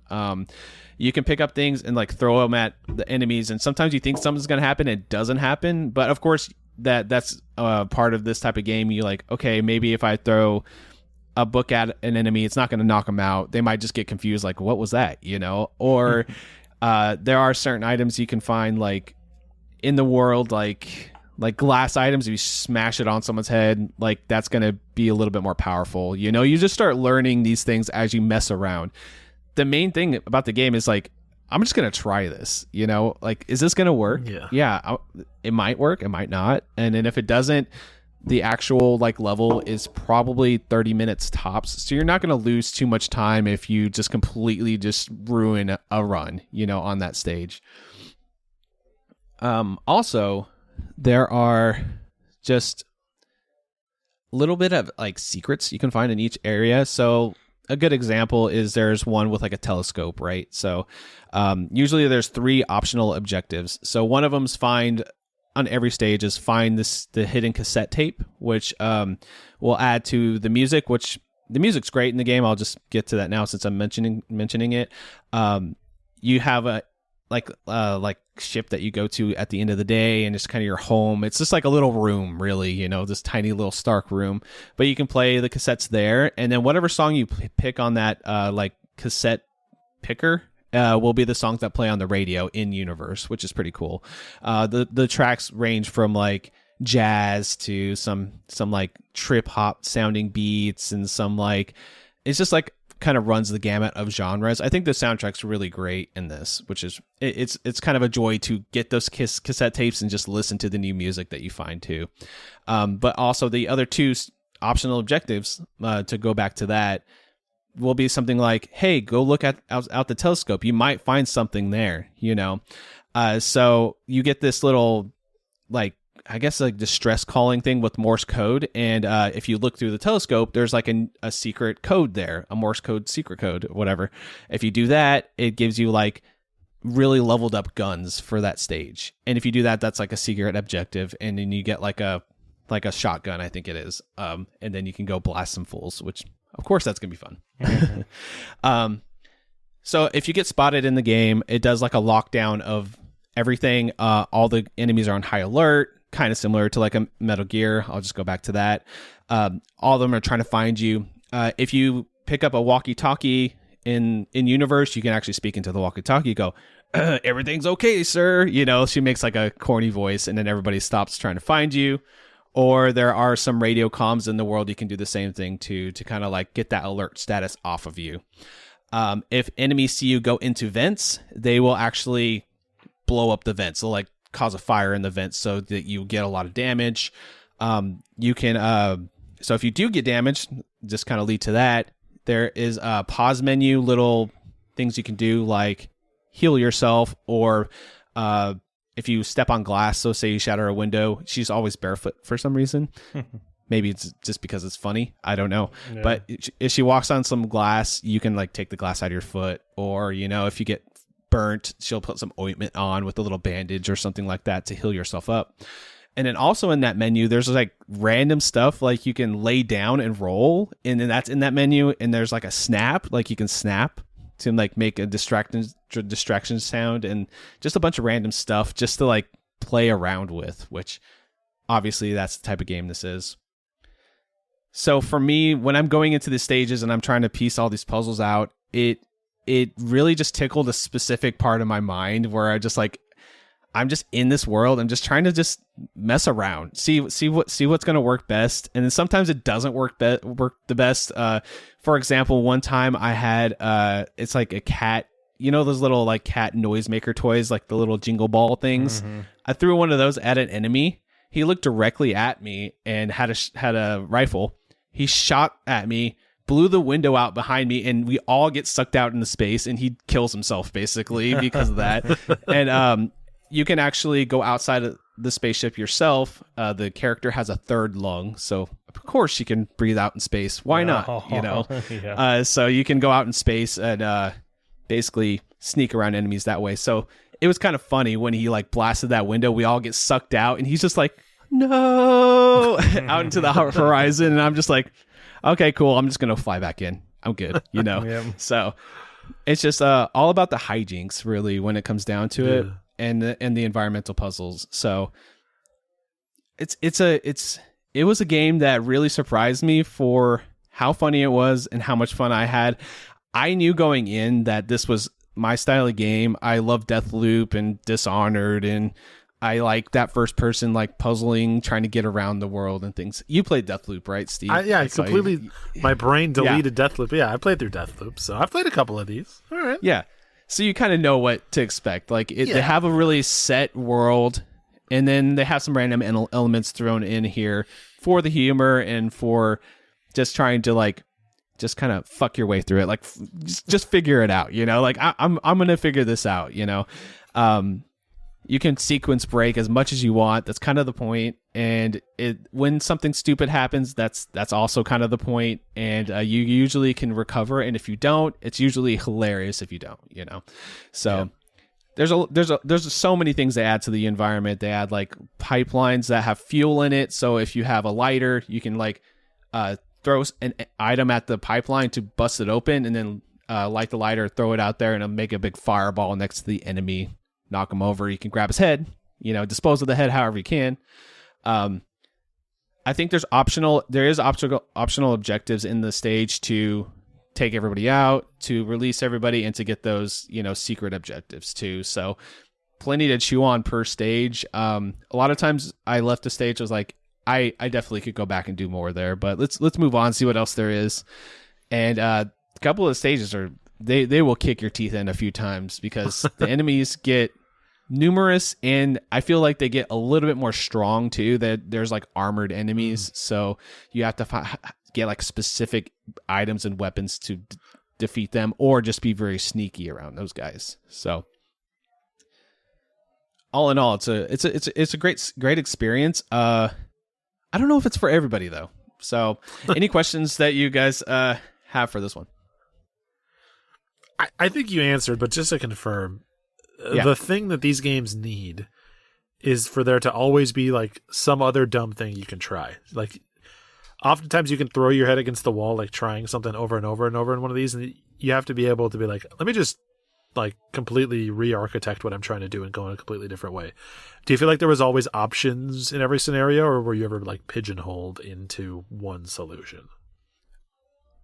I will say there may be a couple of instances where it's like there's not much here, but there's usually at least 2 options at the very least. So in most areas, like you might not find something like in one part of the enemy's like pathing area, but he'll go over into the bathroom, which has like a hand sanitizer pump. You can pump it, and then that'll create flames if you throw fire at it. You know, you just got to like explore. That's part of it. You kind of basically almost a lot of times when I get to the later stages, there's like a recon run I would basically do. It's like I'm just kind of looking around, seeing what's available to me to use.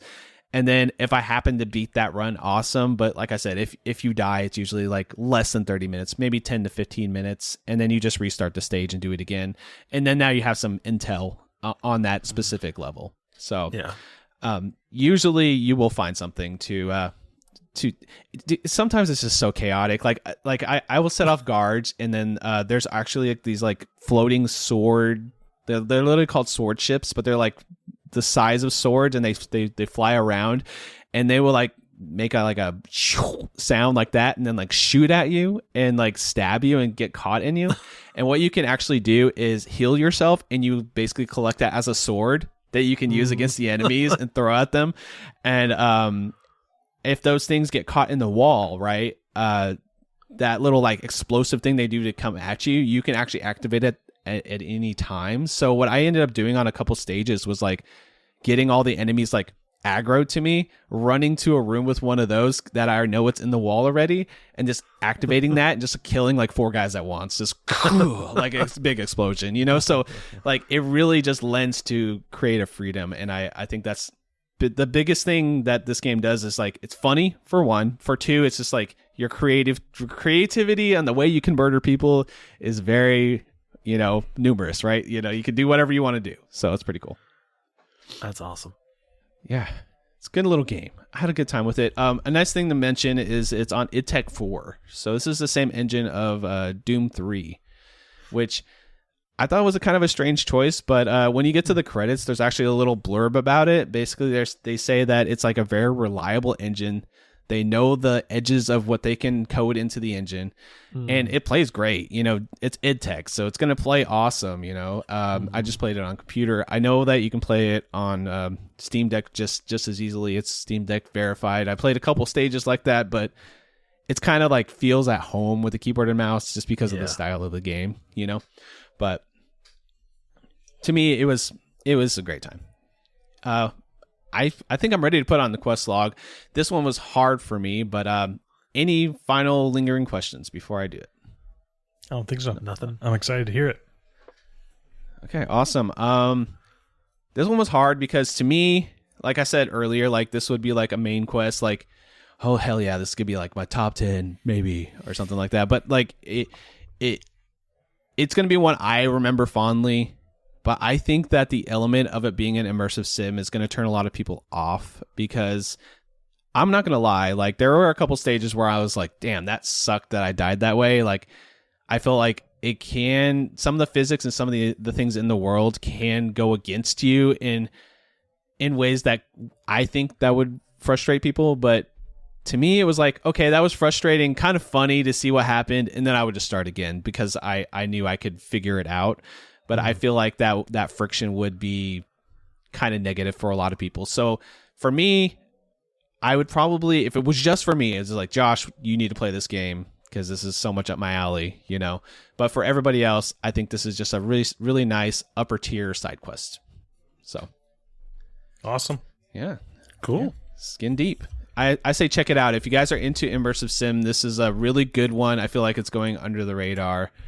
And if you're into like comedy games too, and you really want to get a good laugh, the story is just it's hilarious. Like, it really has the Adult Swim energy all the way throughout, and you're gonna get some good laughs out of it. So, and if you want to hear the story and play the story, and you don't care about cheating, the codes from Doom 3 are in there. So if you want to put God mode on and just go ham on everything, or no clip through the world, you can do that.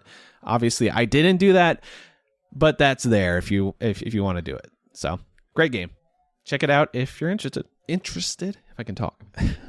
It has a All very right. nice nostalgic look too, which I can appreciate. Yeah, it's like a fancy 2005 game. Yeah, right. Yes. Yeah. Fancier game from 2005 or something. It's like they did a HD remaster of Doom, like a Doom 3 era game. Yeah. Right. Yep. Yeah. All right, so we had 3 awesome games brought to the quest log today. We got Kabuto Park as a main quest. We got, what is the full name of that one? Lost in Random, The Eternal Die. Oh, I see there's a pun there. Die and die. Yeah, okay, I get it. And then that's a main quest. And then we got Skin Deep as a side quest. So I think that was a nice selection there. I feel like we've been hitting the variety on these episodes lately of picks. A little something right. for everybody, which I always appreciate. Yeah, definitely. All right, so that's going to do it for our show today. We'll do some quick plugs. You can find the show, IndieQuest Pod, on Blue Sky. You can send us emails, IndieQuestPod@gmail.com. Leave us reviews on your favorite podcast app of choice. You can also text message the show. There's a little link in the description.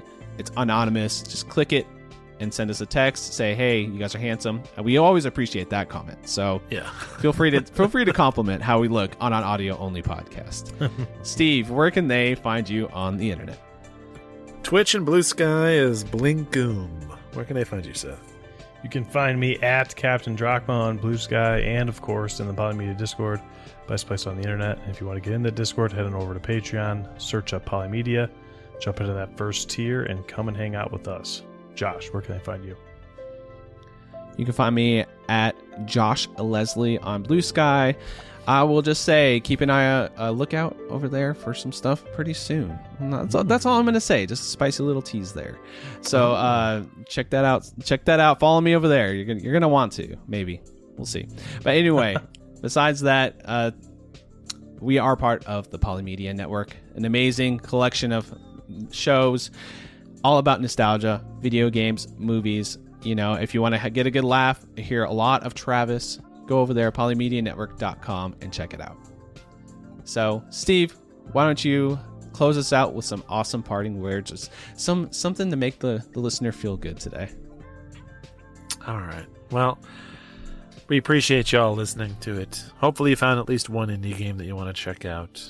And I'll leave you with just a little piece of advice, which is, if it's already humid and then for some reason it rains for like 5 minutes, you gotta get inside because you're cooked. It's gonna be so hot when that rain's done. Too true. Too true.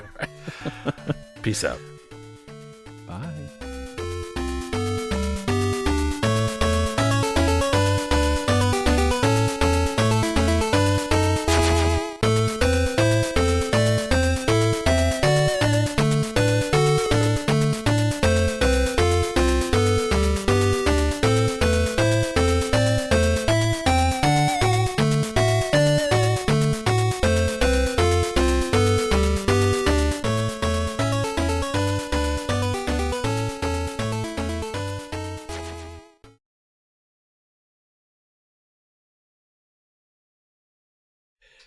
A buddy of mine just sent me like the first weekend we hung out Facebook memory thing, and I was like, it's from 2013 or something, and I was looking at it like, dude, time has not been kind to me. Who the hell is that baby face? I look like the world has kicked my ass compared to that like fresh, young, bright individual. That dude was doing all right.